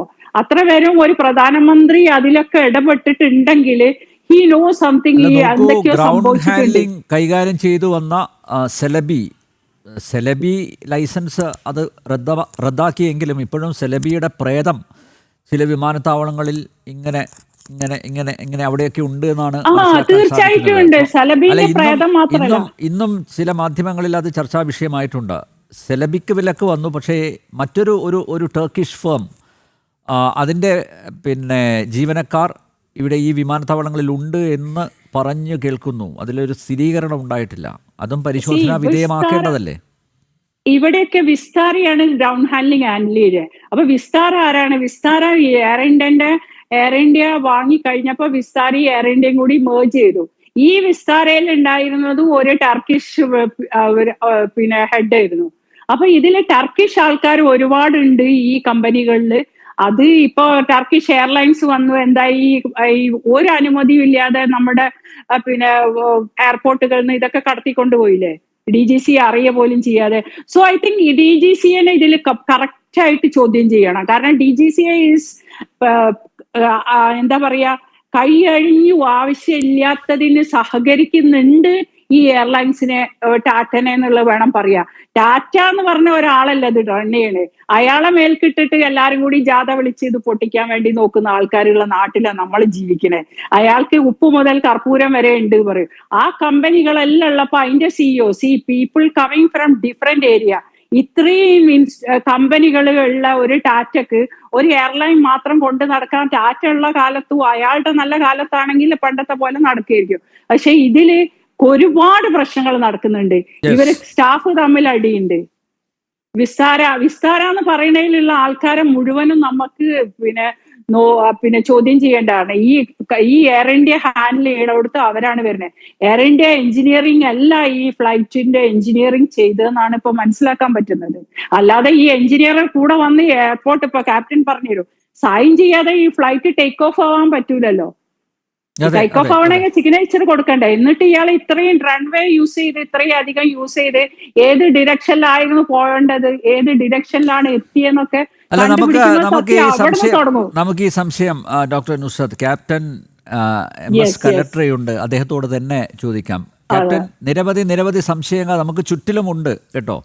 നിങ്ങളെപ്പോലുള്ള ഏവിയേഷൻ മേഖലയിലുള്ള എക്സ്പേർട്സാണ് ഇതിനൊക്കെ മറുപടി നൽകേണ്ടത്. മാത്രമല്ല, നേരത്തെ ഞാൻ ചൂണ്ടിക്കാണിച്ചതുപോലെ ഈ അപകടത്തിൽ നിന്ന് അത്ഭുതകരമായി രക്ഷപ്പെട്ട വിശ്വാസ് പറഞ്ഞൊരു കാര്യം, ടേക്ക് ഓഫ് സമയത്ത് വലിയൊരു ശബ്ദം കേട്ടു. എന്തായിരിക്കാം ആ ശബ്ദത്തിന് അടിസ്ഥാനം, ആധാരം? എന്റെ അഭിപ്രായത്തിൽ ഇത് ബേർഡ് ഹിറ്റ് എന്ന് തന്നെ തോന്നുന്നു. കാരണം അല്ലാതെ ഇത് ലോങ് ഫ്ലൈറ്റ് ആകുമ്പോൾ വളരെയധികം ചെക്കപ്പ് ചെയ്തിട്ടാണ്. അല്ലാതെ air India well maintained aircraft ആണ് മിക്കവാറും ഉള്ളത്. നമ്മൾ ഈ പെയിന്റും സീറ്റും നോക്കുന്നുള്ളൂ. അല്ലാതെ ഇത് 10 years എന്ന് പറയുമ്പോൾ nothing for these kind of aircraft. എന്തെന്ന് പറഞ്ഞാൽ 787 ഈസ് വെരി ഗുഡ് എയർക്രാഫ്റ്റ്. ഇതുവരെ ഒരു ഇൻസിഡന്റ് പോലും ഉണ്ട്. പൊതുവെ പൈലറ്റുമാരെല്ലാം പ്രിഫർ ചെയ്യുന്നത് ബോയിങ് എയർക്രാഫ്റ്റ് ആണ്. എയർബസും മറ്റേ എംബ്രായറിനേക്കാളൊക്കെ നല്ലത് ഫ്യൂൽ എഫിഷ്യൻസിക്ക് വേണ്ടിയാണ് ഈ എയർബസ് 320, 300 ഇതൊക്കെ വാങ്ങുന്നത്, എല്ലാ എയർലൈനുകാർ വാങ്ങുന്നത്. ഏറ്റവും നല്ല ഫ്ലൈ ചെയ്യാനും ഫ്രണ്ട്ലി ആയിട്ടുള്ള എയർക്രാഫ്റ്റ് ബോയിങ് ആണ്. Boeing 787 is very good aircraft. പക്ഷേ ക്യാപ്റ്റൻ, ഈ സീരീസിൽ എന്തോ പ്രശ്നങ്ങളുണ്ട് എന്ന് ആ മാനുഫാക്ചറിങ് ഈ ഭാരതത്തിന്, ക്യാപ്റ്റൻ ഒരു നിമിഷം, ഭാരതത്തിന് കൈമാറിയ ഈ 7 ഈ ബോയിങ് വിമാനങ്ങളിൽ എന്തോ മാനുഫാക്ചറിങ് ഡിഫക്റ്റ് ഉണ്ട് എന്ന് അവിടെ തന്നെ അതിൻ്റെ ക്വാളിറ്റി ചെക്ക് നടത്തിയ, പരിശോധന നടത്തിയ ഒരു ഉദ്യോഗസ്ഥൻ പറയുകയും ആ ഉദ്യോഗസ്ഥനെ അതിനുശേഷം ജോലിയിൽ നിന്ന് പിരിച്ചുവിടുകയും ചെയ്തതായിട്ട് റിപ്പോർട്ട് ചെയ്യപ്പെട്ടിട്ടുണ്ട്. ഇന്ന് അതും ചർച്ച ചെയ്യപ്പെടുന്നുണ്ട്. അത് നാഷണൽ മീഡിയയിൽ മാത്രമല്ല, ഇൻ്റർനാഷണൽ മീഡിയയിലും ചർച്ച ചെയ്യപ്പെടുന്നുണ്ട്. അന്നേ ഇതിനൊക്കെ ഡിഫക്ട്സ് ഉണ്ടായിരുന്നു. അത് പറഞ്ഞതിന് ഈ ക്വാളിറ്റി കൺട്രോൾ ഉദ്യോഗസ്ഥനെ സസ്പെൻഡ് ചെയ്തതായിട്ടുള്ള ഒരു റിപ്പോർട്ട് ഞാനത് ഡോക്ടർ നുസ്രത്തിന് ഞാനത് ഷെയർ ചെയ്തിട്ടുണ്ട്. അദ്ദേഹം മരിച്ചും പോയി. ഉടനെ തന്നെ ഒരു ആക്സിഡന്റിൽ മരണപ്പെടുകയും ചെയ്തു. അന്ന് ഈ ഡിഫക്ട്സ് അദ്ദേഹം ചൂണ്ടിക്കാണിച്ചാണ്. താങ്കൾ പറയുന്നത് ശരിയായിരിക്കാം, ബോയിങ്ങിന് അങ്ങനെ വലിയ കംപ്ലൈന്റ്സ് ഒന്നും ഉണ്ടായില്ല. പക്ഷേ ഭാരതത്തിന് കൈമാറിയ ഈ 7 ബോയിങ് വിമാനങ്ങൾക്ക് എന്തൊക്കെയോ അപാകതകൾ ഉണ്ട്, ന്യൂനതകളുണ്ട് എന്ന് ആ ഫാക്ടറിയിലെ ഉദ്യോഗസ്ഥൻ തന്നെയാണ് സാക്ഷ്യപ്പെടുത്തിയത്. അത് പറയുന്നത് എന്തെന്ന് പറയുക, ഫിക്സിങ്ങിന്റെ സമയത്ത് ചെറിയൊരു ഗ്യാപ്പ് വരും. അതൊന്നും ഉണ്ടാകാൻ പാടില്ല. കംപ്ലീറ്റ് ചെയ്യുന്നത് മെഷീനറീസ് ആണ്, അല്ലാതെ റോബോട്ട്സും ഇതൊക്കെയാണ്. ബൈ ഹാൻഡ് അല്ല പൊതുവെ ചെയ്യുന്നത് എല്ലാ എയർക്രാഫ്റ്റും. അപ്പൊ അത്ര പെർഫെക്ഷൻ വേണം. അല്ലെങ്കിൽ ചെറിയൊരു ഗ്യാപ്പ് വന്നാൽ എന്തായി പോകുന്ന പറഞ്ഞാൽ ഈ ഭയങ്കര ബ്ലോ ഉണ്ടാവും. എയർ ഇതിന്റെ ഇടയിൽ കൂടിയല്ലേ പോകുന്നത്. അത് ബ്ലോ ഉണ്ടാകുമ്പോൾ ബ്ലോ അപ്പ് ആയി പോകും. അല്ലാതെ വലിയ ഇതൊക്കെ സാധാരണ ഉണ്ടാകുന്ന തന്നെ. അല്ലാതെ ഇതൊരു ഇൻസിഡന്റ് ആയിപ്പോയെന്നല്ലാതെ ഇത് ഐ ഡോണ്ട് തിങ്ക് സോ. ഈ എയർ ഇന്ത്യ വെൽ മെയിൻറ്റൈൻഡ്. ഞാൻ ഇപ്പോഴും പറയുന്നു, മുമ്പ് ഇന്ത്യൻ ഗവൺമെന്റ് ഉണ്ടാകുമ്പോഴും ഇപ്പോഴും വെരി വെൽ മെയിൻറ്റൈൻഡ്. നമ്മൾ ഈ പെയിന്റും സീറ്റും ഇതൊക്കെയാണ് നോക്കുന്നത്. ചിലപ്പോൾ വെള്ളം ലീക്കാകുന്നുണ്ടാവും, അതൊക്കെ നോക്കുന്നുള്ളൂ. പ്രൈവറ്റ് എയർലൈൻ അങ്ങനെയല്ല. അവര് ഈ ഓൾട്ടർനേറ്റ് ഫ്യൂൽ എടുക്കാതെ വരെ പോകുന്ന ചില വലിയ എയർലൈൻ ഇന്ത്യയിലുണ്ട്. അത് വേറൊരു നാട്ടിലും ഇങ്ങനെയൊന്നും ചെയ്യാനുള്ള ഒരു പറ്റത്തുമില്ല. They will not allow. ഇപ്പൊ കൊച്ചിൻ ബോംബെ ആണെങ്കിൽ ഓൾട്ടർനേറ്റ് അഹമ്മദാബാദ് ഉണ്ടാവും, അല്ലെങ്കിൽ പൂനെ ഉണ്ടാവും. പൂനെയിലല്ല ഇവർ പോകുന്നത്. ആ ഫ്യൂല് കറക്റ്റ് ബോംബെക്കുള്ള ലോഡ് എടുക്കാൻ വേണ്ടി, പാസഞ്ചർ കൂട്ടാൻ വേണ്ടിയിട്ട് ഇത് ചെയ്യാറുണ്ട് ഇങ്ങനെ ഈ പ്രൈവറ്റ് എയർലൈൻ. ഈ Air India never do that. പിന്നൊന്ന്, ഇത് ഈ എയർപോർട്ടിന്റെ ഉള്ള എബോവ് സീ ലെവൽ 180 ഫീറ്റിലാണ് അഹമ്മദാബാദ് എയർപോർട്ട് ഉള്ളത്. അവിടെ നിന്ന് 600 ഫീറ്റ് എന്ന് പറയുമ്പോൾ ആകെ 400 ഫീറ്റ് ഇത് എബോവ് സീ ലെവലിലായിട്ട് MSL ആയിട്ടുള്ളൂ. പിന്നെ 2000 ഫീറ്റ് ഒക്കെ ആണെങ്കിൽ try to come back and land again. അത്രയൊന്നും ഒരു സമയം കിട്ടിയില്ല ഈ പൈലറ്റ്സിന്. പിന്നെ ഇത് വെരി എക്സ്പീരിയൻസ് പൈലറ്റ് ആണ്. ഓൾമോസ്റ്റ് 10,000 to 15,000 അവേഴ്സ് എക്സ്പീരിയൻസ് ഇല്ലാണ്ട് സെറ്റ് പൈലറ്റ് ആണ്. സെറ്റ് പൈലറ്റ് ഒക്കെ ആണെങ്കിൽ ആവണമെങ്കിൽ നല്ല എക്സ്പീരിയൻസിന്റെ ആളെ ആയിരിക്കും. അല്ലാതെ സെറ്റ് പൈലറ്റും ഇൻസ്ട്രക്ടർ, അതിന്റെ മുകളിൽ എക്സാമിനർ, ഇതെല്ലാം ആണെങ്കിൽ വെരി വെരി എക്സ്പീരിയൻസ് പൈലറ്റ്സ് ആണ്. അല്ല ക്യാപ്റ്റൻ, എല്ലാ പരിശോധനകളും നടത്തിയ ശേഷമല്ലേ ഒരു വിമാനം ടേക്ക് ഓഫിന് തയ്യാറെടുക്കുന്നത് അല്ലേ? അതെല്ലാം കഴിഞ്ഞിട്ടാണ് ഇന്നലെ ഡ്രീം ലൈന് ടേക്ക് ഓഫിലേക്ക് പോയത്. അപ്പോൾ ഈ പൊടുന്നനെ എങ്ങനെയാണ് തകരാറുകൾ കടന്നുകൂടിയത്? അതിൽ പൊടുന്നനെ ഇതിന്റെ എഞ്ചിൻ എന്ന് പറഞ്ഞാൽ വലിയ ഹെവി എഞ്ചിനാണ് ഈ 787ന്റെ. അപ്പൊ ഇതിന്റെ ഫ്രണ്ടിൽ നമ്മൾ പോയി കഴിഞ്ഞാൽ ഒരു പവർ ഇട്ട് കഴിഞ്ഞാൽ അത് അപ്പൻ സക്ക് ചെയ്യും. ഇതിന്റെ ഇടയിൽ ബോംബെയിൽ ഒരു ഇൻസിഡന്റ് ഉണ്ടായിരുന്നു. അത് വലിയ അങ്ങനെ സക്ക് ചെയ്തിരുന്നു ഒരു മനുഷ്യ, ഒരു I don't know, some boys എന്തോ മെയിൻ്റെനൻസ് ആൾക്കാർ. ഈ ക്യാപ്റ്റൻ കണ്ടില്ല, ക്യാപ്റ്റനെ ഒന്നും കാണില്ല. മുകളിൽ ഇരുന്നാൽ ജസ്റ്റ് ഒരു 10 മീറ്റർ അപ്പുറത്തുള്ളതേ കാണത്തുള്ളൂ. അല്ല അടുത്തുള്ള ഒന്നും കാണത്തില്ല. അതെല്ലാം റേഡിയോയിൽ താഴ്ന്ന് പറയണം. പുഷ് ബാക്കും റെഡി ഫോർ ടേക്ക് ഓഫ് അതൊക്കെ റിക്വസ്റ്റ് ചെയ്ത് അവര് ATC എല്ലാം കാണാം. ATC പെർമിഷൻ തന്നതിന്റെ പുഷ് ബാക്ക് ചെയ്യത്തുള്ളൂ. അതെല്ലാം റേഡിയോയില് ഇതൊരു മിസ്റ്റേക്കില് ബോംബെയിൽ ഇത് സക്ക് ചെയ്ത് ഇത് ചിലപ്പോ ചെറിയ ബേർഡ്സ് ആയാലും മതി, ഇത് അങ്ങനെ പുള്ള് ചെയ്താ ഇതാകുന്നതാണ്, ഫ്ലെയിം വരും. പിന്നെ ഇൻസിഡന്റ്ലി ഞാൻ ഒരു ഉദാഹരണം പറയും. ഇപ്പോ എന്റെ ഒരു ഫ്രണ്ട് ഒരു വലിയൊരു ആക്ടറാണ്, അയാൾ പുതിയൊരു വണ്ടി ഡെലിവറി എടുക്കുമ്പോ ഇവിടെ ബോംബെയിലെ നവനീത് മോട്ടോഴ്സിന് ഞങ്ങൾ ആദ്യം തന്നെ ആ വണ്ടിയിൽ റോൾസ് റോയ്സ് ആണ്, അത് പോകുമ്പോൾ ടയർ പഞ്ചറായി. എല്ലാം ഒരു മിറാക്കിൾ എന്താ പറയുന്നത് ഇത്. അതേപോലെ ഇതൊരു ഇൻസിഡന്റ് ആയതാണ്, അല്ലാതെ നമ്മള് എയർ ഇന്ത്യനെ ബ്ലെയിം ചെയ്യലോ അല്ലെങ്കിൽ Air India very well maintained, അതല്ല engine and other things are very well maintained. പിന്നെ ടോപ്പ് 10 എയർലൈനിൽ ഇന്ത്യയിൽ എയർ ഇന്ത്യ ഉണ്ട് വേൾഡില്. അത്ര മോശമൊന്നുമല്ല നമ്മൾ വിചാരിക്കുന്ന പോലെ. പ്രൈവറ്റ് എയർലൈൻസ് അങ്ങനെയല്ല, അവർക്ക് എങ്ങനെയെങ്കിലും ഈ 10 മിനിറ്റ് നമ്മൾ നോക്കൂ, ഇപ്പോൾ 10 മിനിറ്റ് ബിഫോർ ലാൻഡിങ് അത് എങ്ങനെ കൊണ്ടുപോയി ലാൻഡ് ചെയ്യുന്ന ILS ഡിസിഷൻ ആയിട്ട് പോലും കവർ ചെയ്യാതെ അവർ കൊണ്ടുപോയി. ഇതിന്റെ ഇടയിൽ ഒരു കൊച്ചിൻ്റെ ഒരു ഇൻസിഡന്റ് ആയതറിയോ, ഇങ്ങനെ ഒരു 10-15 ഡിഗ്രി വരെ ടേൺ ചെയ്യാൻ പാടുള്ളൂ, ഒരു 45 ഡിഗ്രി ടേൺ എടുത്തിട്ട് പോകുമ്പോൾ വിങ്സ് ടച്ച് ആയി. അതെന്തോ ഇതൊരു ഭാഗ്യത്തിന് ഒന്നും പറ്റിയില്ല, അല്ലെങ്കിൽ അന്നും ക്രാഷ് ആണ്ടതാണ്. അത് പ്രൈവറ്റ് എയർലൈൻ ആകുമ്പോൾ അവർ എങ്ങനെയെങ്കിലും മൂടി വെക്കുന്നു. ഈ ടാറ്റാസിന്റെ എന്ന് പറയുമ്പോൾ ഒരു ഗവൺമെന്റ് ഇൻസ്റ്റിറ്റ്യൂഷൻ പോലെയാണ്, അത് ഒരു വിധത്തിൽ അവര് എന്തെങ്കിലും ഒരു തകരാറുണ്ടായാലും പോലും അവര് ചെയ്യില്ല. ഇത് 100% ഓക്കെ ആയതിനു ശേഷമാണ് ടേക്ക് ഓഫ് ആയത്. പിന്നെ ഇത് എന്ത് സംഭവിച്ചെന്നുള്ളത് എനിക്ക് തോന്നുന്ന ഈ എന്റെ അഭിപ്രായം എയർ ഇന്ത്യയെ തകർക്കാൻ ശ്രമിക്കുന്ന ഏതെങ്കിലും ശക്തികൾ അതല്ലേ നമ്മൾ ചൂണ്ടിക്കാണിക്കേണ്ടത്. എയർ ഇന്ത്യയെ തകർക്കാൻ ശ്രമിക്കുന്ന ആരെങ്കിലും ഉണ്ടോ, പുറത്തു നിന്നോ അകത്തു നിന്നോ, അതല്ലേ നമ്മൾ പരിശോധിക്കേണ്ടത്. ഉണ്ടാവാൻ എനിക്ക് വളരെ ഡൗട്ട്ഫുൾ ആണ്. ഇതിന്റെ അങ്ങനെയല്ല ചെക്ക് ചെയ്ത് ഇതൊരു ഇൻസിഡന്റ്ലി. ക്യാപ്റ്റൻ, ഈ മെയിൻ്റനൻസിലെ ഒരു ജീവനക്കാരൻ വിചാരിച്ചാൽ അപകടം ഉണ്ടാക്കാമല്ലോ അല്ലേ? ഒരാൾ അല്ലെ 3 സെറ്റ് എഞ്ചിനീയേഴ്സ് ചെക്ക് ചെയ്യാറുണ്ട്. അത് കഴിഞ്ഞാണ് ക്യാപ്റ്റൻ സൈൻ ചെയ്യത്തുള്ളൂ. ക്യാപ്റ്റന് ഒരു റൗണ്ട് ഇങ്ങനെ നോക്കുന്നല്ലാതെ ടയർ ഉണ്ടോ ഇത് എല്ലാം നോക്കാനുള്ള ക്യാപ്റ്റന് നോക്കാനുള്ള സമയം ഉണ്ടാവത്തില്ല. 1 hour ബിഫോർ ഷെഡ്യൂളിന് 1 hour ബിഫോർ അവര് കോക്പിറ്റിലെത്തണം. അതാണ് DGCന്റെ ആസ് പെർ ദ റൂൾ. അല്ലാതെ ഇതെല്ലാം ചെക്ക് ചെയ്യാൻ അറിയത്തുമില്ല. ടയർ നല്ലതാണോ, ഇപ്പൊ ജസ്റ്റ് നമ്മളിപ്പോ ഒരു കാർ ഓടിക്കുന്നില്ല അതേപോലെ ജസ്റ്റ് നോക്കുക. എന്നാൽ നമ്മൾ we should be very concern. ഞാൻ അങ്ങനെയാണ്, വളരെ കൺസേൺ ആയിട്ടാണ്. ഒരു പ്രാവശ്യം എന്റെ കയ്യിൽ നിന്ന് ഇങ്ങനെ ആയിപ്പോയിരുന്നു. Multi എഞ്ചിനോ US-ലായിരുന്നു fly ചെയ്യുന്നുണ്ടായത്. 2 എഞ്ചിനും ഇതേപോലെ പെട്ടെന്ന് ഈ സമയദോഷം വരുമ്പോ എല്ലാം ഒരുമിച്ചാ വരല്. റെയിൻ സ്റ്റാർട്ടായി ഭയങ്കര. പിന്നെ ഈ പവർ ലൈനിലും ക്രോസ് ചെയ്യും. പവർ ലൈൻ ഉണ്ടല്ലോ, ഈ കമ്പി, ഇലക്ട്രിക് കമ്പി, അതിന്റെ മുകളിലെല്ലാം പെട്ടെന്ന് സക്ക് ചെയ്യും. ഈ പവർ ഉണ്ടാകുമ്പോ ഗ്രാവിറ്റേഷണൽ ഫോഴ്സ് കുറെ കൂടുതലാണ്. പിന്നെ ഇതിനൊന്നും ടൈം കിട്ടിയില്ല ഇവർക്ക്. ഇത് 400 ഫീറ്റ് എബോവ് സീ ലെവൽ, ഒരു 2000 ഫീറ്റ് ആണെങ്കിൽ we can try to come back ഒരു ഇഞ്ചിനില് അങ്ങനെ എന്തെങ്കിലും. ഇത് അതും ചെയ്യാൻ പറ്റത്തില്ല. ഇത് ഫുള്ളി ലോഡഡ് ആണ്. 85 ടൺ ഫ്യൂൽ എന്ന് പറയുമ്പോൾ 8 truck ഫ്യൂലായി. 85-100 ton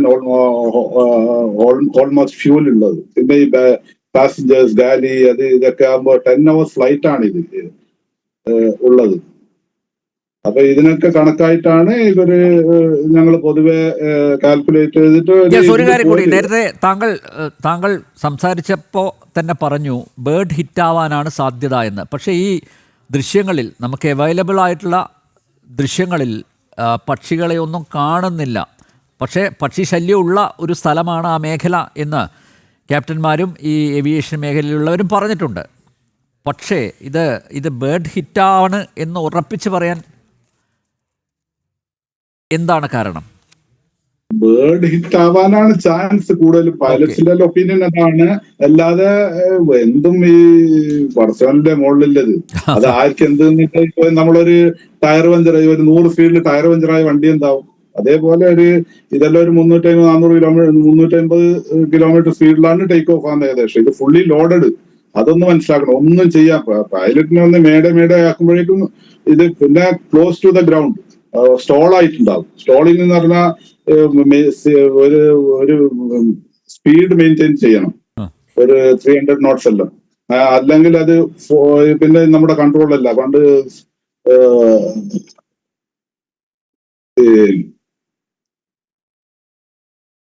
Rajeev ഗാന്ധിന്റെ brother accident ആയത് അതേപോലെ. ഇത് ഒരു നല്ല സഞ്ജയ് ഹൈറ്റിൽ ഗാന്ധി. പോയാൽ സ്റ്റോളൊക്കെ പ്രാക്ടീസ് ചെയ്യും. ഇയാൾ എന്ത് ചെയ്തെന്ന് പറഞ്ഞാൽ 3000 ഫീറ്റ് വരെ പോയില്ല. 2000 സംതിങ്. പക്ഷേ captain, that was identified, there was something mistake in that aircraft എന്ന് പിന്നീട് പറഞ്ഞിട്ടുണ്ട്. Somebody played something to Foul play. Foul play on his life. Sanjay Gandhi തീരണം എന്നുള്ള ആവശ്യമുള്ള ആരോ ചെയ്തിട്ടുണ്ട് എന്നുള്ള അഗൈൻ അന്വേഷണത്തിൽ വന്നിട്ടുണ്ട്. See, that is സഞ്ജയ് ഗാന്ധിയോട് ആദ്യം പറഞ്ഞിരുന്നു captain Satish Sharma, see you certain height you maintain, then automatically you can recover. അത് ഈ എയർക്രാഫ്റ്റിലാണെങ്കിലും പറ്റും. ഒരു 15,000 ഫീറ്റിലെല്ലാം ആണെങ്കിൽ അങ്ങനെ പെട്ടെന്നൊന്നും ഒന്നും ആകത്തില്ല. ഇത് വളരെ very close to the ground. 600 feet എന്ന് പറഞ്ഞാൽ എബോവ് സീ ലെവലാണ്. ഈ 180 ഫീറ്റ് ആണ് അഹമ്മദാബാദ് എയർപോർട്ട് സീ ലെവലിന്, MSL എന്ന് അറിയും, മീൻ സീ ലെവൽ. അത് കഴിഞ്ഞിട്ട് 2000 സേഫ് ഫ്ലൈറ്റ് ലെവലാണ് 2000 ഫീറ്റ്. അവിടെ 2000 ഫീറ്റിൽ എത്തിക്കഴിഞ്ഞാൽ എന്തെങ്കിലും ചെയ്യാൻ പറ്റുമായിരുന്നു. പിന്നെ കുറച്ചൊരു സംസാരിക്കാനും എല്ലാത്തിനും ടൈം കിട്ടുമായിരുന്നു. ഈ didn't got any time captain. പിന്നെ നല്ല എക്സ്പീരിയൻസ് ക്യാപ്റ്റനുമാണ്, ബോംബെ ബേസ്ഡ് ആണ്. ബോംബെന്ന് ഫുൾ മെയിൻ്റെനൻസും കഴിഞ്ഞിട്ട് പോയ എയർക്രാഫ്റ്റ് ആണിത്, അല്ലാതെ അവിടെ ബേസ് ഒന്നുമില്ല അഹമ്മദാബാദിൽ. പിന്നെ ഈ ലോങ് ഫ്ലൈറ്റ് ആകുമ്പോൾ എല്ലാം ബോംബെയിൽ വന്ന് ചെക്ക് ചെയ്ത് കംപ്ലീറ്റ് തെറോ ചെക്കപ്പ് കഴിഞ്ഞിട്ടാണ് ഇത്. പിന്നെ ഇത് ഒരു മിറാക്കിൾ, ഇതൊരു ഇൻസിഡന്റ് ആണ്. അതൊക്കെ ഇരിക്കട്ടെ, ഈ വിശ്വാസ് കേട്ട ഉഗ്രൻ ശബ്ദം എന്തായിരിക്കും? അത് ബേർഡ് ഹിറ്റ് ആകുമ്പോൾ ഇങ്ങനെയുള്ള സാധനം, അല്ലെങ്കിൽ something hit on the engine. നമ്മൾ ഇതല്ലാന്നൊന്നും പറയാൻ, ചെറിയ ബേർഡ്സ് എല്ലാം പെട്ടെന്ന് സക്ക് ചെയ്യും. ഇത് എന്ത് ഒരു മനുഷ്യനായാൽ പോലും സക്ക് ചെയ്യും, അത്രയും പവർഫുൾ ആണ് ഇത്. ഫുൾ പവർ ഇടാനേ പാടില്ല എന്നാണ്, അൺലെസ് അൺടിൽ ഇഫ് അലൈൻ എന്നറിയാം, സെൻട്രൽ ലൈനിൽ അലൈൻ ചെയ്തിട്ട്, അല്ലാതെ ഫുൾ പവർ ഇടാൻ പാടില്ല. അല്ലാതെ ഇട്ടാൽ ഈ എഞ്ചിനിലേക്ക് ചില ആളുകളുണ്ടോ, എന്തെങ്കിലും എക്യുപ്മെന്റ്സ് എന്തെങ്കിലും ഉണ്ടോ, അത് അങ്ങനെ സക്ക് ചെയ്യും. ഇത് ദാറ്റ് മച്ച് പവർഫുൾ എഞ്ചിനാണ് 787. അത്രയും വലിയ എയർക്രാഫ്റ്റും ആണ്. 777 സം കംപ്ലൈന്റ്സ് ആർ ദേർ. അതല്ലേ മലേഷ്യൻ എയർലൈൻ്റെ ഒന്ന് ഇതായി പോയത്. ഇത് പൈലറ്റ് എററും ആണെന്ന് പറയാൻ കഴിയില്ല. അകത്തിരുന്നവർക്ക് കൃത്യമായിട്ട് അത് കേൾക്കാനാവും ഈ ശബ്ദം. ക്യാപ്റ്റനൊന്നും അറിയില്ല. ഇത് കോക്പിറ്റ് ഈസ് വെരി ഫാർ, ഒരു 10-20 മീറ്റർ അപ്പുറത്താണ് ഇത്. ഈ വിശ്വാസം എങ്ങനെ അത് കേട്ടു എന്നുള്ളതാണ്. അകത്തിരുന്നവർക്ക് അടുത്താണെങ്കിൽ എമർജൻസി ഡോറിന്റെ അടുത്തല്ലാണെങ്കിൽ കറക്റ്റ് കാണാനും പറ്റും. അല്ലാതെ ക്യാപ്റ്റൻ ഇത് ഈ അൾട്ടിമീറ്ററും സ്പീഡോമീറ്ററും എല്ലാം കണ്ടിട്ടല്ലാതെ ഒന്നും മനസ്സിലായില്ല. ഏത് പൊസിഷനിലുള്ള ഈ എയർക്രാഫ്റ്റ് ഇങ്ങനെയാ പോകുന്നത്, ഇത് ഇങ്ങനെയുണ്ടോ ഈ മീറ്റർ നോക്കാതെ അവർക്ക് ഒരു ഇതും അറിയില്ല. കാരണം ഇത് ഇങ്ങനെ ഞങ്ങൾ വിചാരിക്കുന്നത് ആകാശം കാണുന്ന ഫ്രണ്ടില്, പിന്നെ ഒന്നും അങ്ങനെയൊന്നും കാണും. പിന്നെ 10,000 അത്ര ക്ലിയർ വെതർ ആണെങ്കിൽ താഴെ കാണും. ഇന്ത്യയിൽ കാണുന്ന പൊതുവെ, US-ലാണെങ്കിൽ ഇതൊന്നും കാണത്തേ ഇല്ല. എപ്പോഴും ബാഡ് വെതർ തന്നെ അവിടുത്തെ ഒരു വെതർ. ഇവിടെ നമ്മുടെ എന്തെന്ന് പറഞ്ഞാൽ ഈ മൗണ്ട് എവറസ്റ്റ് എല്ലാം തടുക്കുന്നു. ഇപ്പോ എന്റെ കൂടെ പഠിച്ച എത്രയോ പൈലറ്റ്സ് ഇവിടെ കാഠ്മണ്ഡുവില്, അത് 2 മിനിറ്റ്സിലെ ടേൺ എന്ന് പറഞ്ഞാൽ 2 മിനിറ്റ്സ് എക്സാക്ട്ലി 2 മിനിറ്റ് ഇപ്പോ ടൈം തരും. ഏത് എയർപോർട്ട് ലാൻഡ് ചെയ്യാൻ പോകുമ്പോ. അപ്പൊ സെൻട്രൽ ലൈൻ അലൈൻമെന്റ് ആക്കുന്നതിന് മുമ്പ് നമ്മൾ ഈ ടേൺ അറൗണ്ട് ആക്കും. ടേൺ അറൗണ്ട് ഈ 2 മിനിറ്റ്സ് ഒരു 2:10 ആയി പോയാൽ അപ്പം വിങ്സ് ഇതിനടിക്കും. അത് ഭയങ്കര ഡേഞ്ചറസ് എയർപോർട്ടാണ് കാഠ്മണ്ഡു, മാംഗ്ലൂർ, കാലിക്കറ്റ്. ഇതൊക്കെ ഷോർട്ട് റൺവേയും immediately you apply the brake കിട്ടിയില്ലെങ്കിൽ പിന്നെ once you touch down you cannot take off. Touch down on the 10 feet before you can go around, switch press you can take off automatically. ഒരു പൈലറ്റിനെ സംബന്ധിച്ചിടത്തോളം ഏറ്റവും tension ആയിട്ടുള്ള നിമിഷങ്ങൾ take ഓഫും അതുപോലെ ലാൻഡിങ്ങും ആണ് അല്ലേ? അത് ഏറ്റവും ടേക്ക് ഓഫ് അത്ര വലിയ ബുദ്ധിമുട്ടില്ല, ലാൻഡിംഗ് ആണ് വെരി വെരി ഇമ്പോർട്ടന്റ്.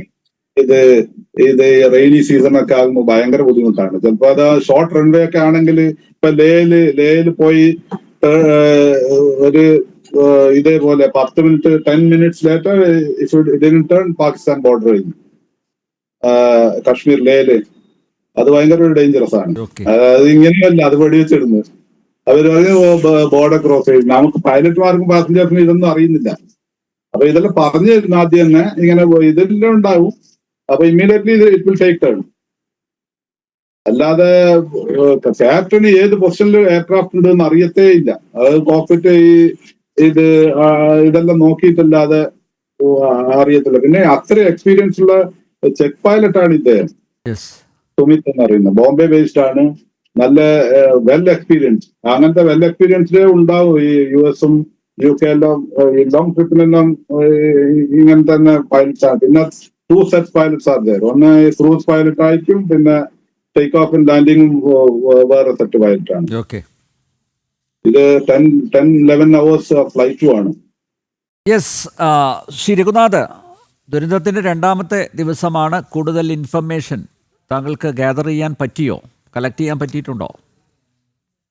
പിന്നെ നമ്മള് ഇന്നലെ നിന്നിടത്തുനിന്ന് നമ്മൾ ഒരുപാട് മുന്നോട്ട് പോയിട്ടുണ്ട്. അപ്പം കണ്ടിന്യൂ ചെയ്യട്ടെ? പ്ലീസ്. ഓക്കെ. അതിനകത്ത് ഇപ്പൊ DGCA പറഞ്ഞിട്ടുണ്ട് ബേർഡ് ഡേറ്റ് ഇല്ല എന്നുള്ളത്. അത് ഇന്നലെ നമ്മൾ വളരെ കൃത്യമായിട്ട് പറഞ്ഞതാണ്. കാരണം ബേർഡ് ഡേറ്റ് ആണെന്നുണ്ടെങ്കിൽ നമ്മൾ ബാക്കിൽ നിന്നുള്ള വിഷ്വൽസ് ആണ് നമുക്ക് കിട്ടിയിരിക്കുന്നത്, വിമാനത്തിന്റെ ബാക്കിൽ നിന്നുള്ളതാണ്. അപ്പം ഈ ബേർഡ് ഡേറ്റ് ഉണ്ടായി കഴിഞ്ഞാൽ ഡെഫിനറ്റ്ലി ആ ബേർഡും അതുപോലെ തന്നെ വിമാനത്തിന്റെ ഭാഗങ്ങളും തീയും പുകയും ഈ ഡെബ്രീസും എല്ലാം കൂടെ പുറത്തേക്ക് വരണം. തന്നെയല്ല, നമ്മൾ ആ വിഷ്വൽസ് ചെക്ക് ചെയ്ത് കഴിഞ്ഞാൽ അതിനകത്ത് ബേർഡ് ആക്ടിവിറ്റി ഒന്നും കാണുന്നില്ല. ആസിറ്റസ് ബേർഡ് ആക്ടിവിറ്റി കാണുന്നില്ല ആ ടേക്ക് ഓഫിന്റെ വിഷ്വൽസ് നമ്മൾ നോക്കുമ്പോൾ. അപ്പൊ ബേർഡ് ഡേറ്റ് ഇനി ഇൻ കേസ് ഒരു എഞ്ചിനിൽ ബേർഡ് ഡേറ്റ് ഉണ്ടായാൽ പോലും ഇതിന്റെ Boeing 787ന്റെ ഒറ്റ എഞ്ചിൻ കേപ്പബിൾ ആണ് ഫുൾ ലോഡിൽ ഇതിനെ 15,000 ഫീറ്റിലേക്ക് എടുത്തിട്ട് പോകാനായിട്ട്. അതവിടെ നിൽക്കട്ടെ. അപ്പൊ ഇവിടെ വേറൊരു ഡിസ്കഷൻ വന്നല്ലോ, ഒരു സൗണ്ട് കേട്ടെന്നുള്ളത്, ഒരു എക്സ്പ്ലോഷന്റെ സൗണ്ട്. അപ്പൊ അത് സാക്ഷ്യപ്പെടുത്തിയിരിക്കുന്നത് ആ രക്ഷപ്പെട്ട പാസഞ്ചർ തന്നെയാണ്. അവിടെ ഞാൻ അതിനെ ഒന്ന് അനലൈസ് ചെയ്ത് കഴിഞ്ഞപ്പോ അദ്ദേഹത്തിന്റെ സീറ്റ് എന്ന് പറഞ്ഞ സീറ്റ് നമ്പർ 11, അതായത് എമർജൻസി എക്സിറ്റിന് അടുത്ത സീറ്റ് നമ്പർ 11 എന്ന് പറഞ്ഞാൽ ബിസിനസ് ക്ലാസ്സും കഴിഞ്ഞിട്ട് പിന്നെ സീറ്റ് നമ്പർ 11A-യിലാണ്. ആ പൊസിഷൻ എന്ന് പറഞ്ഞാൽ വിങ്ങിന്റെ സ്വല്പം മുമ്പിലായിട്ട് വരും ഏകദേശം. ഇപ്പൊ വിങ്ങിന്റെ അടിയിലാണ് അണ്ടർ കാരേജ്. അണ്ടർ കാരേജ് എന്ന് പറഞ്ഞാൽ അതിന്റെ വീൽ വെൽ ബേയും അതിന്റെ വീൽ അസംബ്ലി. അതിന്റെ ഇടത് ഭാഗത്ത് പോർട്ട് സൈഡ് എന്നാണ് ഏവിയേഷൻ ലാംഗ്വേജിൽ പറയുക. ഇയാളുടെ സീറ്റും ഇടത് ഭാഗത്താണ്. 11A എന്ന് പറയുന്ന ഇടത് ഭാഗത്താണ് നമ്മൾ എയർക്രാഫ്റ്റ് ഫ്രണ്ടിനെ ഫേസ് ചെയ്യുമ്പോൾ. ഇതിന്റെ താഴെ RAT എന്ന് പറയുന്ന ഒരു സംഭവം ഉണ്ട്. ഇത് പ്ലെയിനകത്ത് വെച്ചിരിക്കുന്നത്. അതായത് പിന്നെ റാം എന്തോ സംതിങ് അല്ലേ? അതിന് റാം ടർബൈൻ എന്നാ പറയാം. Ram air turbine, Ram air turbine. അപ്പൊ റാം എയറിൽ വർക്ക് ചെയ്യുന്ന ഒരു ടർബൈനാണ് ഇത് വെച്ചിരിക്കുന്നതെന്ന് പറഞ്ഞു കഴിഞ്ഞാൽ ഈ എയർക്രാഫ്റ്റിനകത്ത് ഏകദേശം 6 ജനറേറ്ററും 2 ഇൻവേർട്ടേഴ്സും ഉണ്ട്. എന്ന് പറഞ്ഞാൽ ഹൈലി പവേർഡ് ആണ്. Electrical stand by to stand by എല്ലാം ഉള്ള ഒരു സാധനമാണ്. അപ്പൊ അതിലെ മെയിൻ 2 എഞ്ചിനിൽ തന്നെ 4 ജനറേറ്ററും 2 ഇൻവേർട്ടേഴ്സും ഉണ്ട്. ആ 4 ജനറേറ്റർ ഫെയിൽ ആയി കഴിഞ്ഞാൽ ഇതിന്റെ APUവിൽ 2 ജനറേറ്റേഴ്സ് ഉണ്ട് സ്റ്റാൻഡ് ബൈ ആയിട്ട്. അത് ഫെയിൽ ആയി കഴിഞ്ഞാൽ ഇതിനകത്ത് ബാറ്ററി ഉണ്ട്. അപ്പൊ ഇങ്ങനെ ഒരു ടോട്ടൽ പവർ സപ്ലൈ കൊളാപ്സ് വന്നു കഴിഞ്ഞാൽ ഈ റാറ്റ് എന്ന് പറയുന്ന സാധനം, ഈ Ram air turbine automatically active ആവും. അപ്പൊ ഇവിടെ ഇങ്ങനെ ഒരു സാധനം വന്നിട്ടുണ്ടായിരിക്കും, അല്ലെങ്കിൽ സോഫ്റ്റ്വെയർ സിമുലേറ്റ് ചെയ്തിട്ടുണ്ടായിരിക്കും. സോഫ്റ്റ്വെയർ കൺട്രോൾഡ് ആകുന്ന സമയത്ത് ആക്ച്വലി ഇങ്ങനെ ഒരു സിറ്റുവേഷൻ വന്നിട്ടുണ്ടെങ്കിൽ പോലും സിമുലേറ്റഡ് ആയിരിക്കാം, നമുക്കറിയില്ല. പക്ഷെ ഇത് എക്സ്റ്റെൻഡ് ആയിട്ടുണ്ട് എന്നുള്ള റിപ്പോർട്ട്സ് ഉണ്ട്. കാരണം ആ സമയത്ത് അതിന്റെ ആ ഒരു സൗണ്ട് വ്യത്യാസവും എല്ലാം കൂടെ വന്നു കഴിഞ്ഞാൽ ഇനി ടച്ച് എന്നുള്ള ഈ ടച്ച് സൗണ്ട് കേട്ടതെന്ന് പറഞ്ഞു കഴിഞ്ഞാൽ അത് പറയാം. നമ്മൾ സാധാരണ ഫ്ലൈ ചെയ്യുമ്പോൾ ഈ എയർക്രാഫ്റ്റ് ലാൻഡിംഗ് അപ്രോച്ചിൽ വരുന്ന സമയത്ത് നമുക്ക് പാസഞ്ചേഴ്സിന് 3 ടച്ച് സൗണ്ട് കേൾക്കാൻ പറ്റും. അതിന്റെ 3 അണ്ടർ കാരേജും താഴേക്ക് വന്നിട്ട് അത് ലോക്ക് ആകുന്നതിന്റെ ടക്ക് ടക്ക് ടക്ക് എന്ന് പറഞ്ഞിട്ട് 3 ടച്ച് സൗണ്ട് കേൾക്കാൻ പറ്റും. അതിന്റെ കാരണം എന്ന് പറഞ്ഞാൽ വീൽ വെൽ ബേ ഓപ്പൺ ആവുന്നു, അണ്ടർ കാരേജ് താഴേക്ക് വരുന്നു, അതോടെ ലോക്ക് ഓൺ ആവുന്നു. അപ്പൊ അതിന്റെ സൗണ്ട് ആയി കേൾക്കുന്നു എന്ന് പറഞ്ഞതുപോലെ ഈ റാറ്റും അതിനും ഒരു ഓപ്പണിംഗ് ഉണ്ട്, ഒരു ബേ ഉണ്ട്. ആ ബേ ആദ്യം ഓപ്പൺ ആകുന്നു, ഈ അസംബ്ലി താഴേക്ക് വരുന്നു, ടക്ക് എന്ന് പറഞ്ഞ് ലോക്ക് ആവുന്നു. ഇത് ഓട്ടോമാറ്റിക്കലി നടക്കുന്ന ഒരു പ്രൊസീജിയറാണ്. അതായത് സിസ്റ്റം ഐഡന്റിഫൈ ആണ് പവർ സപ്ലൈ ഫെയിലിയർ ഉണ്ടെന്ന് കണ്ടു കഴിഞ്ഞാൽ ഇനി വേറെ രക്ഷയില്ലാന്ന് കണ്ടു കഴിഞ്ഞാൽ എമർജൻസി പവർ സപ്ലൈ പ്രൊവൈഡ് ചെയ്യാൻ വേണ്ടിയിട്ട് ആണ് ഈ റാറ്റ് ഓപ്പൺ ആകുന്നത്. അതിന്റെ സൗണ്ട് ആയിരിക്കാൻ ഇത് സാധ്യതയുണ്ട്. പക്ഷെ അവിടെ റാറ്റ് ആക്റ്റീവ് ആയിട്ടുണ്ടാവാനുള്ള സാധ്യതയില്ല. ടെക്നിക്കലി അനലൈസ് ചെയ്യുകയാണെന്നുണ്ടെങ്കിൽ റാറ്റിന് മിനിമം 150 നോട്ടിക്കൽ മൈൽ സ്പീഡ് ഉണ്ടെങ്കിൽ ഈ റാറ്റ് എഫക്റ്റീവ് ആയിട്ട് വർക്ക് ചെയ്യാൻ പറ്റുള്ളൂ, വേണ്ടത്ര പവർ ജനറേറ്റ് ചെയ്യാൻ പറ്റും. അപ്രോക്സിമേറ്റ്ലി 250 കിലോമീറ്റേഴ്സ് പെർ അവറോ അല്ലെ 250 to 300 കിലോമീറ്റേഴ്സ് ആയിരിക്കും അതിന്റെ സ്പീഡ് വരുന്നത്. ഈ ഒരു പൊസിഷനിലായ എയർക്രാഫ്റ്റിന്റെ വീഡിയോ നമ്മൾ നോക്കുകയാണ്, വിഷ്വൽസ് നോക്കുകയാണെങ്കിൽ ആ ഒരു സ്പീഡ് ഉണ്ടാവാനുള്ള സാധ്യതയില്ല. അങ്ങനെ ഉണ്ടെങ്കിൽ ഈ ഇങ്ങനെ ഒരു എമർജൻസി ഉണ്ടായെങ്കിൽ പോലും, പവർ ഫെയിലിയർ ഉണ്ടായെങ്കിൽ പോലും എയർക്രാഫ്റ്റിന് ഈ റാറ്റിന്റെ പെർഫോമൻസിന്റെ അല്ലെങ്കിൽ അതിന്റെ ഇതിന്റെ ബെനിഫിറ്റ് കിട്ടിയിട്ടുണ്ടാവില്ല എന്നുള്ള ഒരു സാധ്യതയും കൂടിയുണ്ട്. അപ്പൊ ഈ സൗണ്ട് എന്ന് പറയുന്നത് എക്സ്പ്ലോഷൻ അല്ല. കാരണം എവിടെയെങ്കിലും ഒരു എക്സ്പ്ലോഷൻ റിപ്പോർട്ട് ചെയ്തിട്ടില്ലല്ലോ, കാണുന്നില്ലല്ലോ. എന്തെങ്കിലും കാരണവശാൽ ഇപ്പൊ അതിപ്പോ പിന്നെ നമ്മുടെ ക്യാപ്റ്റൻ സാർ പറഞ്ഞതുപോലെ ഒരു ബേർഡ് ആണെന്നുണ്ടെങ്കിൽ ഒരു പോസിബിലിറ്റി ഉണ്ട് സൗണ്ട് കേൾക്കാനായിട്ട്. അതർവൈസ് ഒരുപാട് സോഷ്യൽ മീഡിയ വീഡിയോസ് കാണും. ചില സമയത്ത് കാണുമ്പോൾ ഈ തലമുടി എല്ലാം കൂടെ എഴുന്നേറ്റിരിക്കും. അതിൽ ഇത് എക്സ്പ്ലോഷൻ തന്നെ അങ്ങ് തീരുമാനിച്ചു. ഇത് കുറച്ച് ഇന്നലെ മുതൽ ഇത് കിടന്നപ്പോ ഈ ഇതെല്ലാം കൂടെ സെറ്റ് ചെയ്തു. പക്ഷെ ഇത് എക്സ്പ്ലോഷൻ ആണെന്നുണ്ടെങ്കിൽ ഒന്നിൽ വിമാനത്തിന്റെ അകത്ത് അതിന്റെ ഇത് കാണണം. ഇതിന്റെ വിമാനത്തിന്റെ അകത്ത് അങ്ങനെ ഒരു തീയോ വല്ലതും കണ്ടിട്ടുണ്ടെങ്കിൽ തീർച്ചയായിട്ടും ഈ പാസഞ്ചർ അത് റിപ്പോർട്ട് ചെയ്യും, അല്ലെങ്കിൽ ഇത് പുറത്തേക്ക് കാണണം. അങ്ങനെ ഒന്നും സംഭവിച്ചിട്ടില്ല. ഇന്നലെ നമ്മൾ ചർച്ചയിൽ പറഞ്ഞായിരുന്നു, സബോട്ടേജ് ഇസ് പോസിബിൾ. പക്ഷെ നമ്മൾ ഇമ്മീഡിയറ്റ്ലി വിഷ്വൽസ് വെച്ച് നോക്കുകയാണെന്നുണ്ടെങ്കിൽ, സിറ്റുവേഷൻ വെച്ച് നോക്കുകയാണെങ്കിൽ സബോട്ടേജ് ഇപ്പൊ ഈ സ്റ്റേജിൽ it can be ruled out. നമ്മൾ ഇന്നലെ പറഞ്ഞാണ്. പക്ഷെ അപ്പൊ ഇവിടെ ആ ഒരു കോൺസ്പിറസി തിയറി വളരെ ശക്തമായിട്ട് വരുന്നുണ്ട്. പക്ഷേ ഈ സിസ്റ്റം വല്ലതും ഹാക്ക് ചെയ്തതാണോ? ഇപ്പൊ അറിയാലോ നമുക്ക് സൈബർ വാർഫെയർ ഒക്കെ ആണല്ലോ ഇപ്പോ.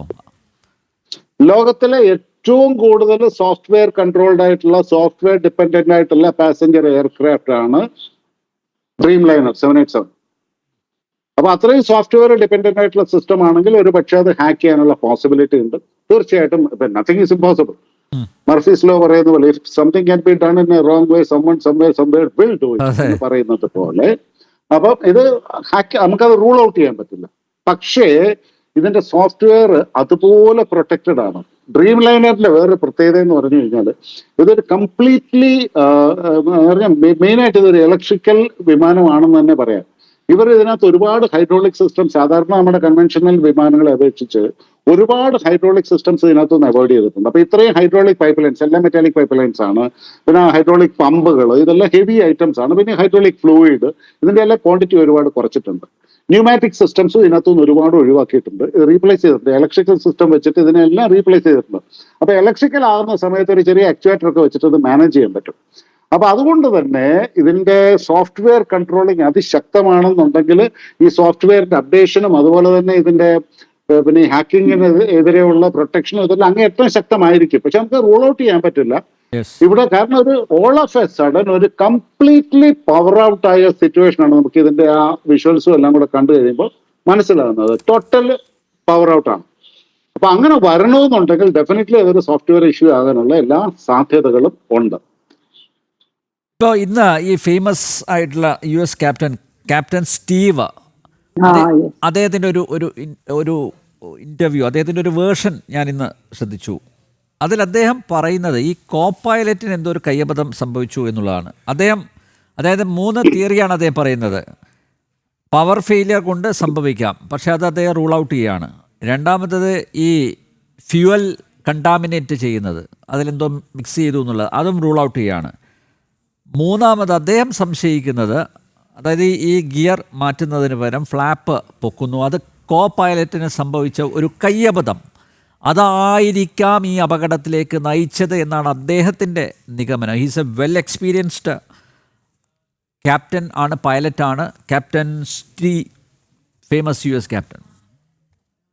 ഇവിടെ 2 കാര്യങ്ങൾ, ഞാൻ ഈ ഒരു ക്വസ്റ്റ്യൻ മാത്രമല്ല, അതിന് മുമ്പ് പറഞ്ഞ ഒരു രണ്ടാമത്തെ പോസിബിലിറ്റി എന്തായിരുന്നു? അത് സെക്കൻഡ് പോസിബിലിറ്റി ഞങ്ങൾ പറഞ്ഞ കണ്ടാമിനേഷൻ, ഫ്യൂവൽ കണ്ടാമിനേഷൻ പോലും നമുക്ക് 100% റൂൾ ഔട്ട് ചെയ്യാൻ പറ്റില്ല. കാരണം ഈ വിമാനത്തിന് പിന്നെ A ചെക്കുകളുണ്ട്, B ചെക്കുകളുണ്ട്. അതൊക്കെ ഡെയിലി പിന്നെ നടക്കുന്ന റുട്ടീൻ ചെക്കുകളാണ്. C ചെക്ക് ഉണ്ട്, അത് എവറി 2 months ഒരിക്കൽ ചെയ്യേണ്ടതാണ്. പിന്നെ D ചെക്കുകളുണ്ട്, അതെന്ന് പറഞ്ഞാൽ ഓവറോളിംഗ് തന്നെയാണ്. ഈ D ചെക്ക് വരുന്നത് 12 വർഷത്തിൽ, അതായത് 6 to 12 yearsലാണ് നടക്കുന്നത്. ഓവറോളിങ്ങിന് പോകുന്ന സമയത്ത് ഇറ്റ്സ് എ യൂണിവേഴ്സൽ റൂൾ. ഒരു വിമാനത്തിന്റെ ഓവറോളിങ്ങിന് പോകുമ്പോൾ 12 വർഷം പഴക്കമുള്ള വിമാനം ഓവറോളിങ്ങിന് പോകുമ്പോൾ കംപ്ലീറ്റ് വയർ ഹാർനസ്, അതിന്റെ കംപ്ലീറ്റ് ഇപ്പം അത് കംപ്ലീറ്റ് റീപ്ലേസ് ചെയ്യണം. അത് ഇപ്പം നല്ല കണ്ടീഷൻ ആണെങ്കിൽ പോലും റീയൂസ് ചെയ്യാൻ പാടില്ല, അത് റീപ്ലേസ് ചെയ്യണം. നമ്പർ 1. നമ്പർ 2, ഇതിന്റെ അകത്തുള്ള ഫ്യൂൾ ടാങ്കുകളും ഇങ്ങനെയുള്ള സകലമാന ഉണ്ടാവണ്ടികളും ക്ലീൻ ചെയ്ത് എക്സ്ട്രീംലി ക്ലിയർ ആക്കണം. അതിന്റെ പൈപ്പ് ലൈൻസിന്റെ സ്ട്രെങ്ത് കംപ്ലീറ്റ്ലി മെഷർ ചെയ്തിട്ട് എവിടെയെങ്കിലും സംശയം ഉണ്ടെങ്കിൽ അതെല്ലാം മാറ്റണം. ഓവറോൾ ചെയ്ത് വരിക എന്ന് പറഞ്ഞാൽ ഇറ്റ്സ് കമ്മിങ് ബാക്ക്. ആ എയർ ഫ്രെയിം മാത്രമേ അതുപോലെ ഉണ്ടാവുള്ളൂ, ബാക്കി എല്ലാം ഒരു പുതിയ പ്ലെയിനായിട്ടാണ് ഈ സാധനം വരിക. ഇവിടെ ഒരു വിസിൽ ബ്ലോവറിന്റെ കാര്യം നേരത്തെ നമ്മൾ ഡിസ്കസ് ചെയ്തു, ഷോർട്ട് കട്ട് എടുക്കുന്നുണ്ട് എന്നുള്ളത് ബോയിങ്ങില്, അല്ലെ? അപ്പൊ ഇതിന്റെ MRO ഫെസിലിറ്റി എക്സാക്ട്ലി 7870 ഇത് എവിടെയാണ് MROന് പോയിട്ടുണ്ട്? MROയിലായിരിക്കും പോയിരിക്കുന്നത്, ഓവറോളിങ്ങിന് പോയിട്ടുണ്ടോ? 12 വർഷം കഴിഞ്ഞ് 13ാമത്തെ വർഷത്തിലേക്ക് കടക്കുകയാണെങ്കിൽ ഡെഫിനറ്റ്ലി ആ ഡി ചെക്കുകൾ കഴിഞ്ഞിട്ടുണ്ടോ, അപ്പോൾ ഓവറോളിങ് കഴിഞ്ഞിട്ടുണ്ടോ? അവിടെ ഷോർട്ട് കട്ട് എടുക്കുന്ന ഒരു സ്വഭാവം ഉണ്ട് എന്നുണ്ടെങ്കിൽ തീർച്ചയായിട്ടും ഈ ഫ്യൂൽ ടാങ്കുകളും എല്ലാം പ്രോപ്പറായിട്ട് ക്ലീൻ ചെയ്ത് ഒന്നുമുണ്ട്. ഇതിന് ഈ ഫംഗസിന്റെ പ്രസൻസ് അല്ല, അതിനകത്ത് കണ്ടാമിനേഷൻ എക്സ്റ്റേണലി ചേർക്കണം നിർബന്ധമൊന്നുമില്ല. ഇതിനകത്ത് ഫംഗസിന്റെ പ്രസൻസ് ഉണ്ടാവുക, അതുപോലെയുള്ള കാര്യങ്ങളല്ല ഇത് പിന്നെ കാലക്രമേണ അക്യുമുലേറ്റ് ചെയ്യുക. പിന്നെ ഈ പൊടിയും അതും ഇതും അങ്ങനെയുള്ള സാധനങ്ങളെല്ലാം കൂടി ഇതിനകത്ത് പതുക്കെ ഈ പൈപ്പ് ലൈൻസിൽ അക്യുമുലേറ്റ് ചെയ്തിട്ട് ഇതെല്ലാം പോയിട്ട് ഫ്യൂൽ പമ്പിൽ അവിടെ ഇവിടെയും പോയിട്ട് ഇതിനെ അക്യുമുലേറ്റ് ചെയ്തിട്ട് ഇത് ജാം ആകുക. അങ്ങനെ ഒരു പോസിബിലിറ്റി ഉണ്ട്, നമുക്ക് റൂൾ ഔട്ട് ചെയ്യാൻ പറ്റില്ല. പക്ഷെ ഇത് ഇപ്പം ഈ പറഞ്ഞ പോലെ ഈ ഡി ചെക്കെല്ലാം കഴിഞ്ഞ് വന്ന aircraft not suppose to happen. കാരണം ഇത് അവര് കംപ്ലീറ്റ്ലി ഇതെല്ലാം ക്ലീൻ ചെയ്തിട്ട് വരേണ്ട ഒരു വിമാനം ആണ്. അങ്ങനെ നടന്നിട്ടില്ല എന്നുള്ള ഒരു പോസിബിലിറ്റി തീർച്ചയായിട്ടും അത് എക്സിസ്റ്റിംഗ് ആണ്. അതുകൊണ്ട് ഫ്യൂൽ കണ്ടാമിനേഷൻ കാരണം എഞ്ചിൻ സീസ് ആയി എന്നുള്ള പോസിബിലിറ്റി നമുക്ക് 100% റൂൾ ഔട്ട് ചെയ്യാനായിട്ട് പറ്റില്ല. പിന്നെ ഇദ്ദേഹം പറഞ്ഞ പോയിന്റ് പറഞ്ഞോട്ടെ. അല്ല, ഈ ബ്ലാക്ക് ബോക്സ് ഒരെണ്ണം കിട്ടി. ഇപ്പൊ ഈ ബ്ലാക്ക് ബോക്സിനകത്തുള്ള കാര്യങ്ങളൊക്കെ ഇനി പുറത്ത് വരണമെങ്കിൽ എത്ര സമയം എടുക്കും? മിനിമം 6 മാസം. മിനിമം 6 മാസം. ഏറ്റവും കുറഞ്ഞത് 6 മാസം. 6 മാസം കിട്ടിക്കഴിഞ്ഞാൽ വി ആർ ലക്കി കംപ്ലീറ്റ്ലി. ഇത് കംപ്ലീറ്റ് അനലൈസ് ചെയ്ത് പലരായിട്ട് അനലൈസ് ചെയ്ത് ഓരോ സിറ്റുവേഷൻ അനലൈസ് ചെയ്ത് ചെക്ക് ചെയ്ത് ക്രോസ് ചെക്ക് ചെയ്ത് ഇതിനു മുമ്പ് വിമാന ദുരന്തങ്ങളൊക്കെ നടന്നിട്ടുണ്ട്, വിമാന അപകടങ്ങളൊക്കെ നടന്നിട്ടുണ്ട്. നമ്മൾ ഇപ്പോൾ കാലിക്കറ്റ് സംഭവിച്ചതൊക്കെ നമ്മളത് കൂലങ്കഷമായി ചർച്ച ചെയ്യുകയും ചെയ്തിട്ടുണ്ട്. പക്ഷേ അപകടത്തിലേക്ക് നയിച്ചത് എന്താണ് എന്ന് കണ്ടെത്തുമ്പോഴേക്ക് താങ്കൾ പറഞ്ഞ പോലെ ഏറ്റവും ചുരുങ്ങിയത് 6 മാസമെങ്കിലും എടുക്കും അല്ലേ? എല്ലാവരും അത് വിസ്മരിക്കും. അതാണ് ഇത് ബേസിക്കലി ഇത് ഏറ്റവും കൂടുതൽ ആവശ്യം ആർക്കാണ്? എയർലൈൻ ഓപ്പറേറ്റേഴ്സിനാണ് ഇതിന്റെ ആവശ്യം. ഇതിന്റെ റിസൾട്ട് ഏറ്റവും അത്യാവശ്യമുള്ളത് എയർലൈൻ ഓപ്പറേറ്റേഴ്സിനും എയർലൈൻ മാനുഫാക്ചറിങ് കമ്പനികൾക്കുമാണ്. ആ മേഖലയിലുള്ളവർക്കാണ് ഏറ്റവും അത്യാവശ്യം, നമ്മളെക്കാളും കൂടുതലായിട്ട്. എനിവേ, അപ്പൊ അവരെ സംബന്ധിച്ചിടത്തോളം അന്നും ഇത് റിലവന്റ് ആണ്. താങ്കൾ ചോദിച്ച ഒരു ചോദ്യം ഞാനത് അഡ്രസ് ചെയ്തിട്ടില്ലായിരുന്നു. ഈ പിന്നെ ക്യാപ്റ്റൻ എന്തായിരുന്നു അദ്ദേഹത്തിന്റെ പേര് പറഞ്ഞത്? ക്യാപ്റ്റൻ സ്റ്റീവിന്റെ ഇത് ഒരു എറർ പോസിബിലിറ്റി എന്ന് പറയുമ്പോൾ സാധാരണ വിമാനങ്ങളിൽ മിക്കവാറും വിമാനങ്ങളിലും ഈ ഫ്ലാപ്പ് എക്സ്റ്റെൻഡ് ചെയ്യാൻ റിട്രാക്ട് ചെയ്യാനുള്ള കൺട്രോളും അതുപോലെ തന്നെ അണ്ടർ കാരേജ് എക്സ്റ്റെൻഡ് ചെയ്യാനും റിട്രാക്ട് ചെയ്യാനുള്ള, അതായത് ഈ പിന്നെ അതിന്റെ വീൽ അസംബ്ലി, ഈ കൺട്രോൾ എല്ലാം കൂടെ മിഡിൽ പാനലിലാണ് വെച്ചിരിക്കുന്നത്, സെൻട്രൽ കൺസോളിലാണ്. അതായത് പൈലറ്റിനെ കോ പൈലറ്റിനെ ഇടയ്ക്ക് രണ്ടുപേർക്കും ആക്സസ് ഉള്ള രീതിയിൽ. ഇവിടെ ഒരു പോസിബിലിറ്റി അദ്ദേഹം ഇപ്പൊ പറഞ്ഞെന്ന് പറഞ്ഞാൽ ക്യാപ്റ്റൻ കോ പൈലറ്റിനോട് പറഞ്ഞു അണ്ടർ കാരേജ് റിട്രാക്ട് ചെയ്യാനായിട്ട്. അദ്ദേഹം ബൈ മിസ്റ്റേക്ക് ഫ്ലാപ്പ് റിട്രാക്ട് ചെയ്തു. അപ്പം ഈ അണ്ടർ കാരേജ് മാത്രം എക്സ്റ്റൻഡഡ് ആണെങ്കിൽ ഇത്ര അപകടം വരില്ല. അതിന് വരുന്ന ഡ്രാഗ് എന്ന് പറഞ്ഞു കഴിഞ്ഞാൽ തീർച്ചയായിട്ടും ആ വീലിലും വീൽ അസംബ്ലിയിലും എയർ അടിക്കുന്നതിന്റെ ഒരു ഡ്രാഗ് ഉണ്ടാവും. വീൽ വെൽ ബേ ഓപ്പൺ ആണ്, അപ്പൊ വീൽ വെൽ ബേയുടെ ഡോറിൽ എയർ അടിച്ചിട്ടുണ്ടാകുന്ന ഒരു ഡ്രാഗ് ഉണ്ടാവും.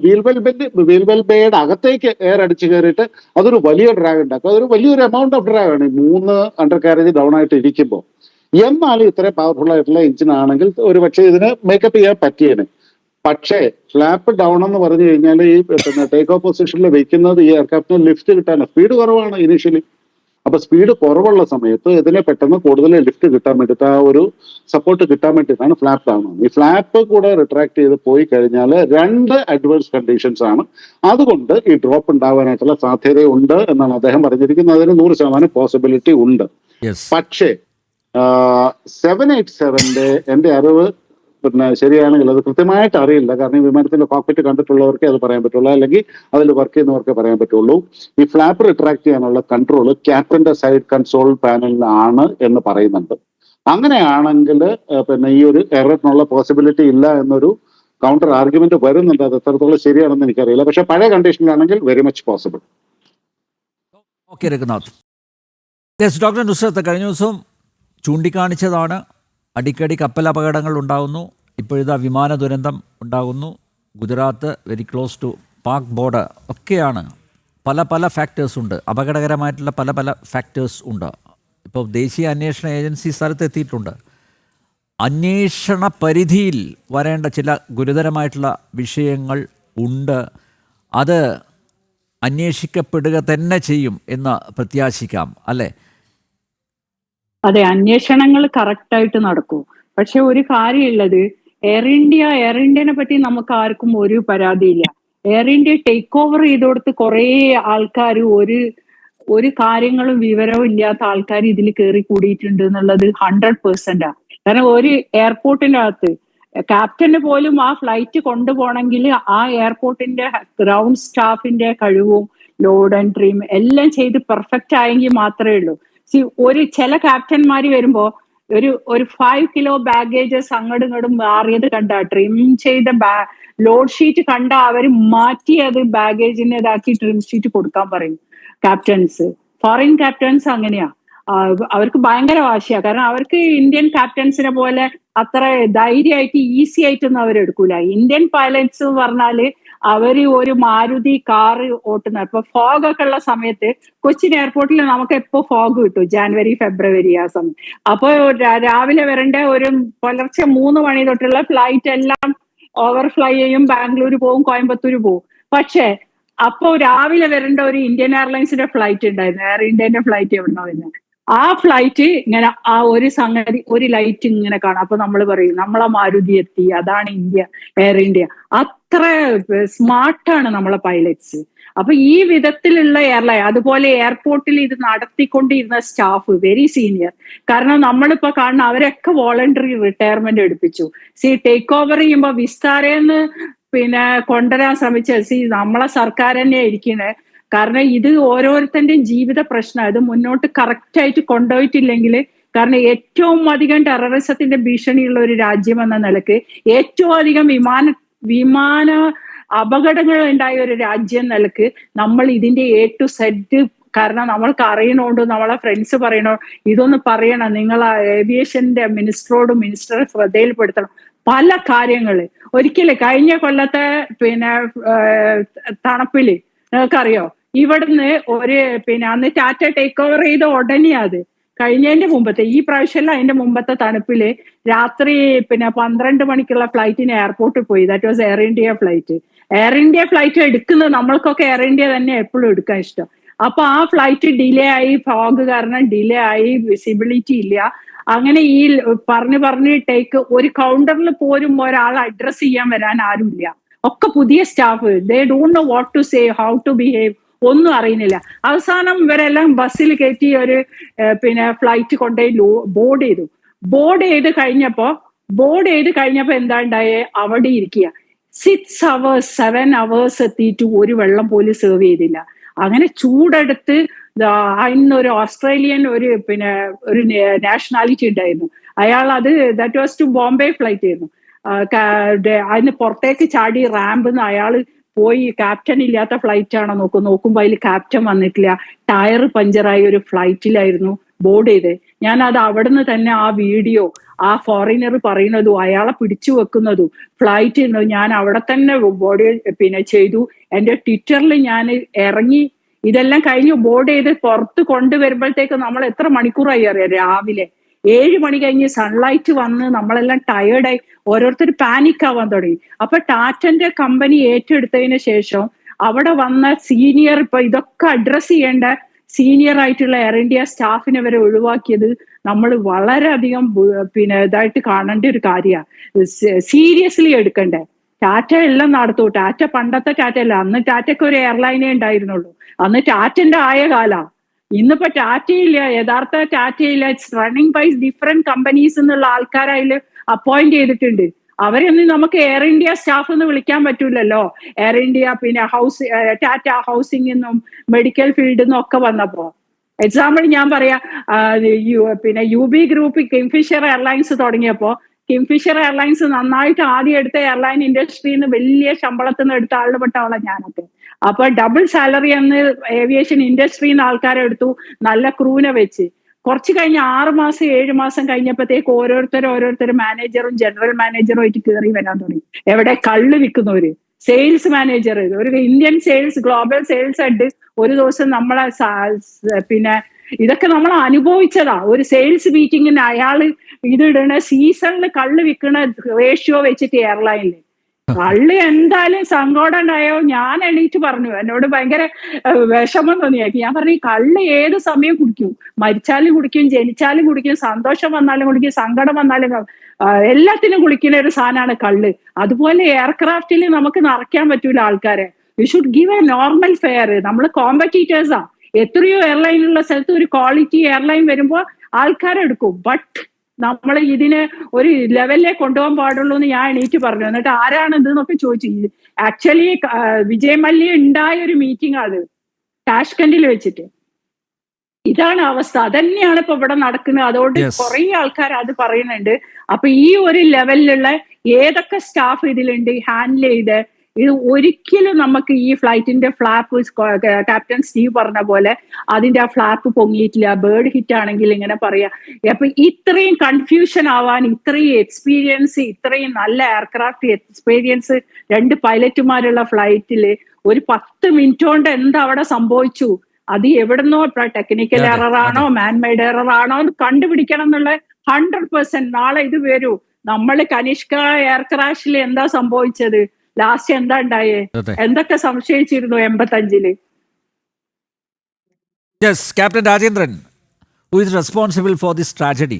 2ാമത്തെ ദിവസവും അന്വേഷണം തുടരുകയാണ്. ഈ ഫീൽഡിലുള്ള നിങ്ങൾക്കൊക്കെ പറയാൻ പറ്റുള്ളൂ. നമ്മുടെ ചുറ്റിലും പല അനുമാനങ്ങളുണ്ട്, സംശയങ്ങളുണ്ട്, നിഗമനങ്ങൾ ഉണ്ട്. എന്താണ്, വാട്ട് ഈസ് യുവർ ടേക്ക്?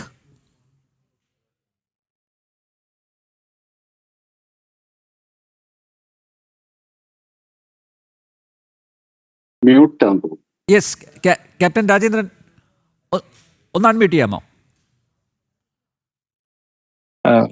നമസ്കാരം. ഞാൻ കുറച്ച് വൈകിപ്പോയി. നമസ്കാരം. ഞാൻ കുറച്ച് വൈകിപ്പോയി. ഈ മഹാദുരന്തത്തിൽ നമുക്ക് തീർച്ചയായും നമ്മളെല്ലാവരും ദുഃഖിതരാണ്. ഈ അവസരത്തിൽ പറഞ്ഞതുപോലെ ഞാനിപ്പോ ഒരു ഫ്ലൈ ചെയ്തുകൊണ്ടിരിക്കുന്ന ഒരു പൈലറ്റാണ്. നമുക്ക് വാക്കുകളൊക്കെ കുറച്ച് ലഭിക്കുകയുള്ളൂ ഈ ഇത് നിർവചിക്കാൻ. എന്നിരുന്നാലും ഇതിന് ഉത്തരവാദി ആരാണ്, എന്ത് സംഭവിച്ചു എന്നെല്ലാം നമുക്കൊരു പൂർണ്ണമായിട്ടുള്ള ഒരു ഇൻവെസ്റ്റിഗേഷൻ വന്നാൽ മാത്രമേ അത് മനസ്സിലാക്കാൻ സാധിക്കൂ. പക്ഷേ പ്രിലിമിനറി നമുക്ക് അസംഷൻ, ഇത് കണ്ട ആ ഒരു വീഡിയോസ് എല്ലാം കണ്ടതിന് ശേഷം നമുക്ക്, ഇല്ലെങ്കിൽ ആ എയർക്രാഫ്റ്റ്, ഇത് ഒരു 787 എയർക്രാഫ്റ്റിന്റെ ഹിസ്റ്ററി എല്ലാം എടുത്തു നോക്കുമ്പോൾ ഇതൊരു ഡ്യുവൽ എഞ്ചിൻ ഫെയിലിയർ, അത് എന്തുകൊണ്ടാണ് വന്നത്, അല്ലെങ്കിൽ അതാണോ കാരണം എന്നുള്ളത് കണ്ടുപിടിക്കേണ്ടതാണ്. പക്ഷെ ഒരു ഡ്യുവൽ എഞ്ചിൻ ഫെയിലിയർ ആയിരിക്കാൻ അതിലൊരു സാധ്യത എന്ന്, അതിന് കാരണങ്ങളുണ്ട്. 2-3 കാരണങ്ങളുണ്ട് ഒരു ഡ്യുവൽ എഞ്ചിൻ ഫെയിലിയർ വരാനൊരു.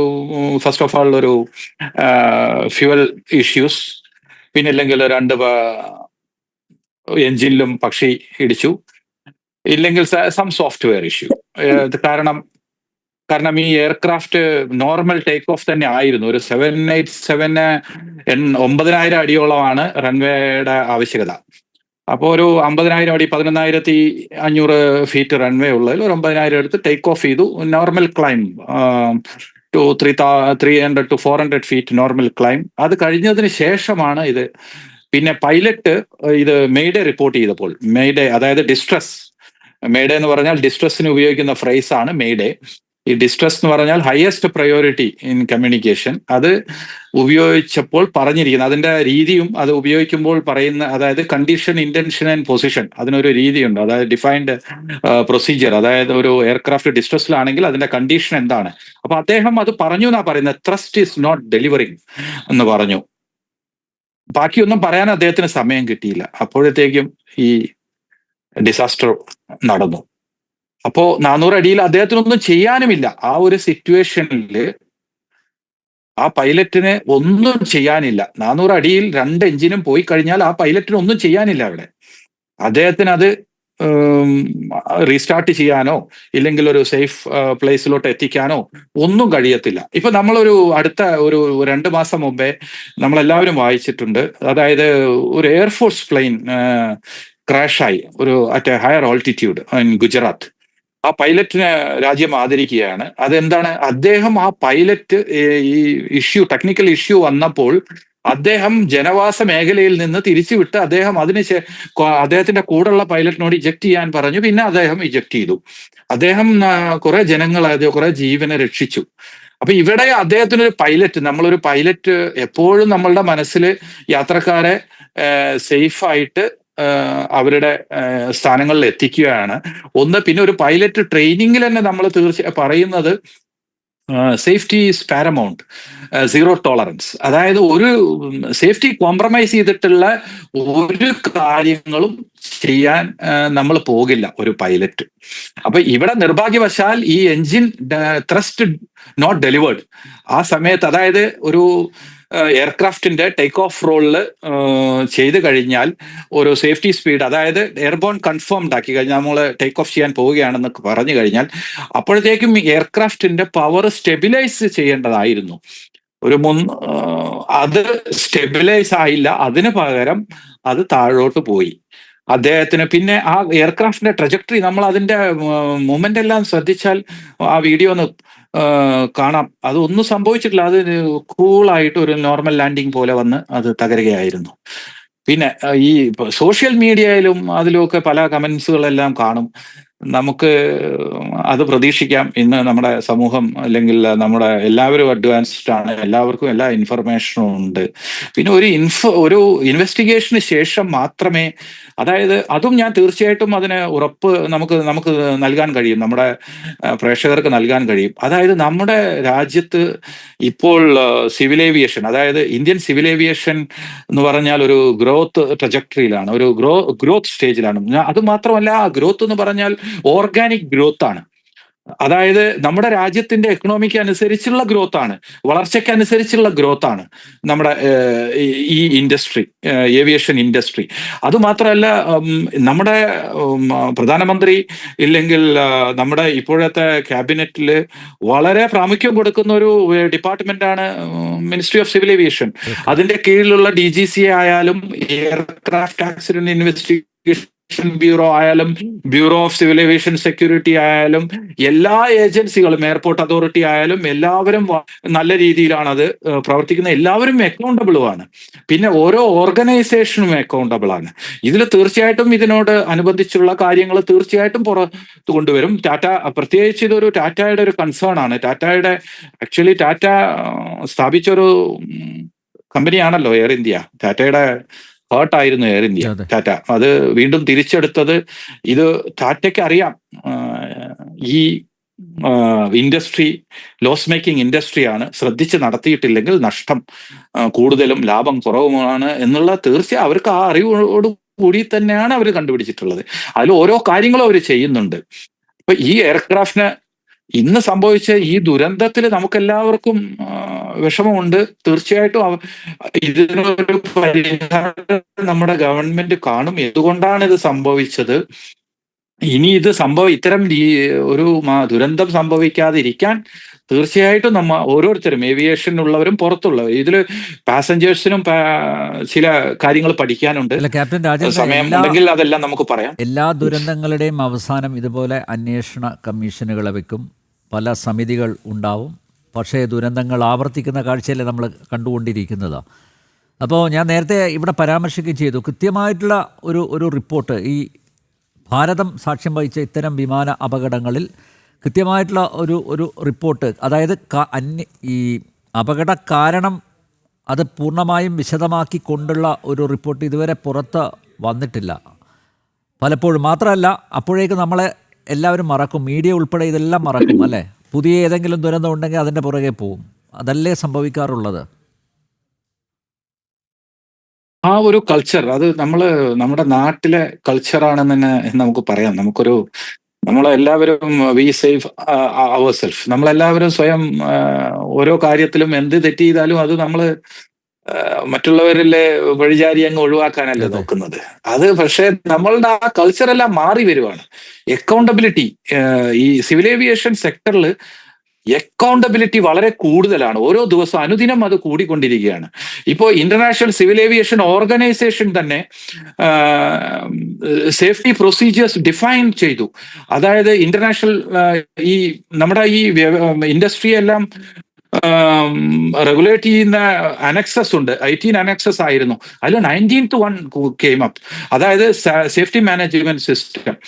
അപ്പോൾ ഓരോ കാര്യത്തിലും അതിൽ അക്കൗണ്ടബിലിറ്റി വന്നുകൊണ്ടിരിക്കുകയാണ്. തീർച്ചയായിട്ടും 100% അക്കൗണ്ടബിലിറ്റി വന്നിരിക്കുകയാണ്. 2011 നടന്ന മാംഗ്ലൂർ ക്രാഷിലോ അല്ലെങ്കിൽ 2000 നമുക്കറിയാവുന്ന, നമുക്ക് വി ആർ ക്ലോസ്ലി അസോസിയേറ്റഡ്, നമ്മൾ ഓരോരുത്തരും നമ്മുടെ നാടിനെ ബാധിച്ച, അതായത് ഈ കോഴിക്കോട് നടന്ന ക്രാഷും അത് കഴിഞ്ഞ് ഈ 6 വർഷം ഈ 5 വർഷം കഴിഞ്ഞല്ലോ, അതില് അക്കൗണ്ടബിലിറ്റിയുടെ അത് വളരെയധികം മാറിയിട്ടുണ്ട്.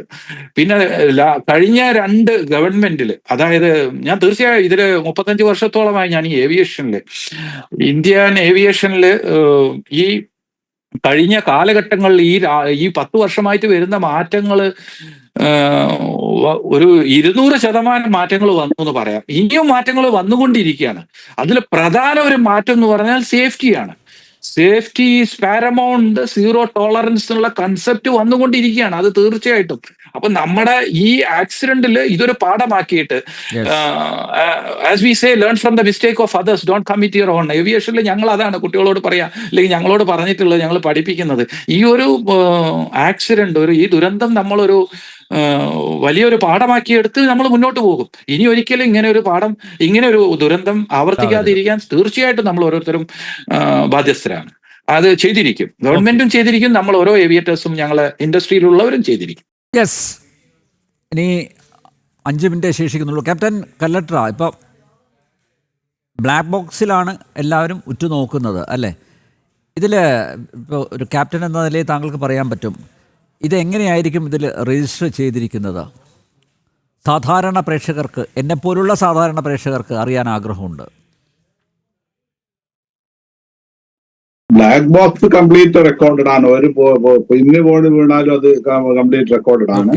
അത് ഇത്രയും വലിയ ഫ്ലെയിമില് എന്ത് സംഭവിച്ചതെന്ന് അറിയില്ല. അല്ലെങ്കിൽ ഈ നമ്മളെക്കാളും വലിയ ഡിമാൻഡ് ഇത് വേണ്ടത് ഇപ്പൊ ബോയിങ് കമ്പനിക്കാണ്. ഇതെങ്ങനെയാ ഇതിന്റെ തെളിയിക്കും? ഒരു സാർ പറഞ്ഞ പോലെ ഒരു കൊല്ലമൊന്നും എടുക്കത്തില്ല, ഒരു 6 മാസത്തിലൊക്കെ അവര് എല്ലാ എക്സ്പെരിമെന്റും ചെയ്തിട്ട് ഇതിനേക്കാളും വലിയ ഒരു തെളിവും ഇല്ലാത്ത സ്ഥലത്ത് നിന്ന് വരെ അവര് റിക്കവർ ചെയ്തിട്ടുണ്ട്.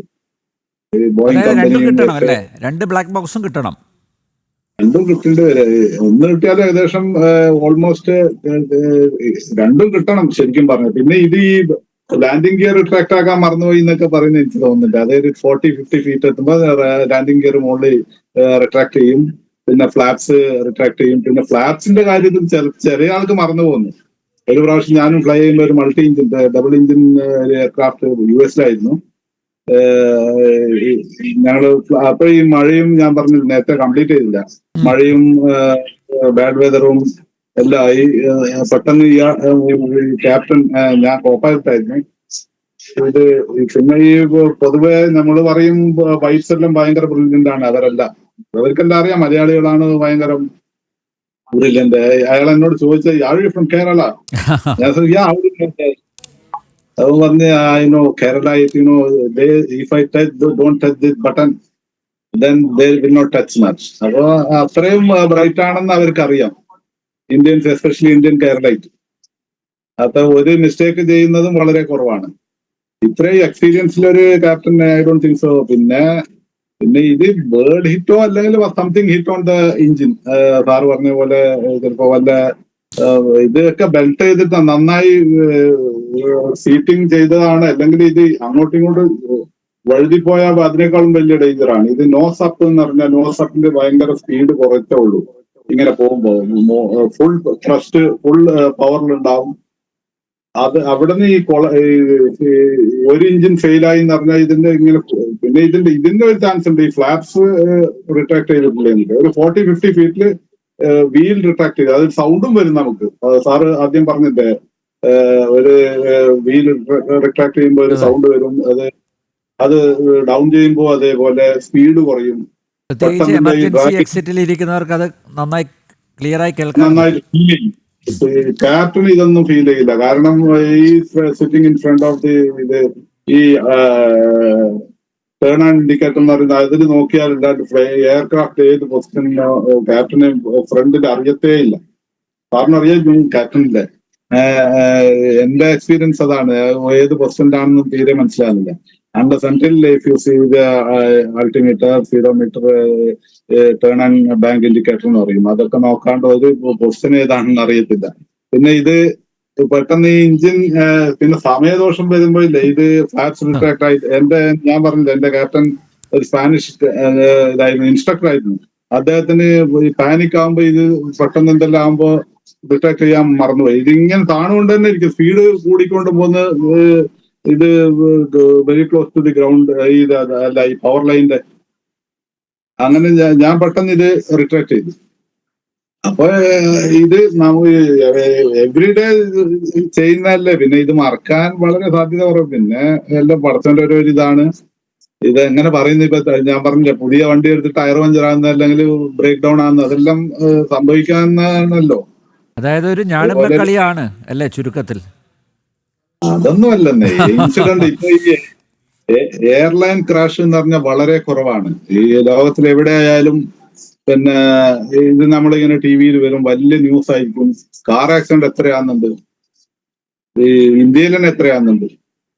പിന്നെ ഇത് പൊതുവെ DGC എന്ന് ഞാൻ സാറ് പറഞ്ഞ മാതിരി അങ്ങനെ DGC അത്ര വലിയ ഇതൊന്നും അല്ല. കമ്പാരിറ്റീവ്ലി FA അമേരിക്കയിൽ ഒന്നും നമ്മൾ പോകുന്നേ ഇല്ല, എല്ലാം ഓൺലൈനിലും അല്ലെങ്കിൽ പോയാൽ തന്നെ ഭയങ്കര FA ഫെഡറൽ ഏവിയേഷന്റെ DGCയെ ബുദ്ധിമുട്ടിക്കാൻ വേണ്ടി മാത്രം പൈലറ്റുമാര് പേടിച്ചാണ് അതിന്റെ അകത്തേക്ക് പോകുന്നത് തന്നെ. സിവിൽ ഏവിയേഷനിൽ അവര് ഒന്നാമത് നല്ല ക്വാളിഫൈഡ് ആൾക്കാരില്ല, ഭയങ്കര അസൂയ എന്ന് പറയും പൈലറ്റുമാരോട്.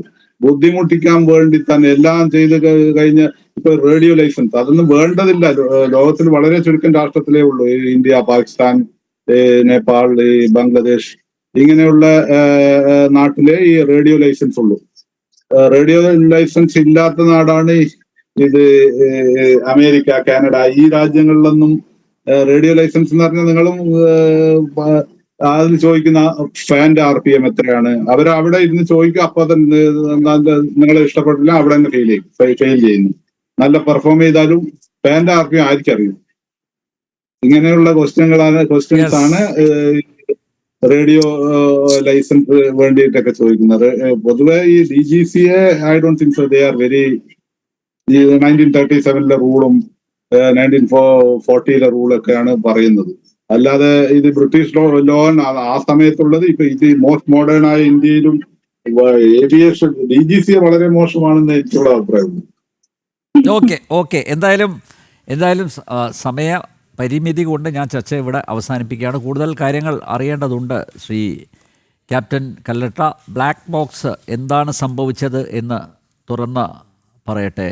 വളരെയധികം നന്ദി captain MS Kallatta, captain KT Rajendran, Shri Raghunath, doctor Nusrat, ഞങ്ങളുടെ പ്രതിനിധി ജിഷ്ണു കൃഷ്ണൻ ഈ ചർച്ച സജീവമാക്കിയതിൽ.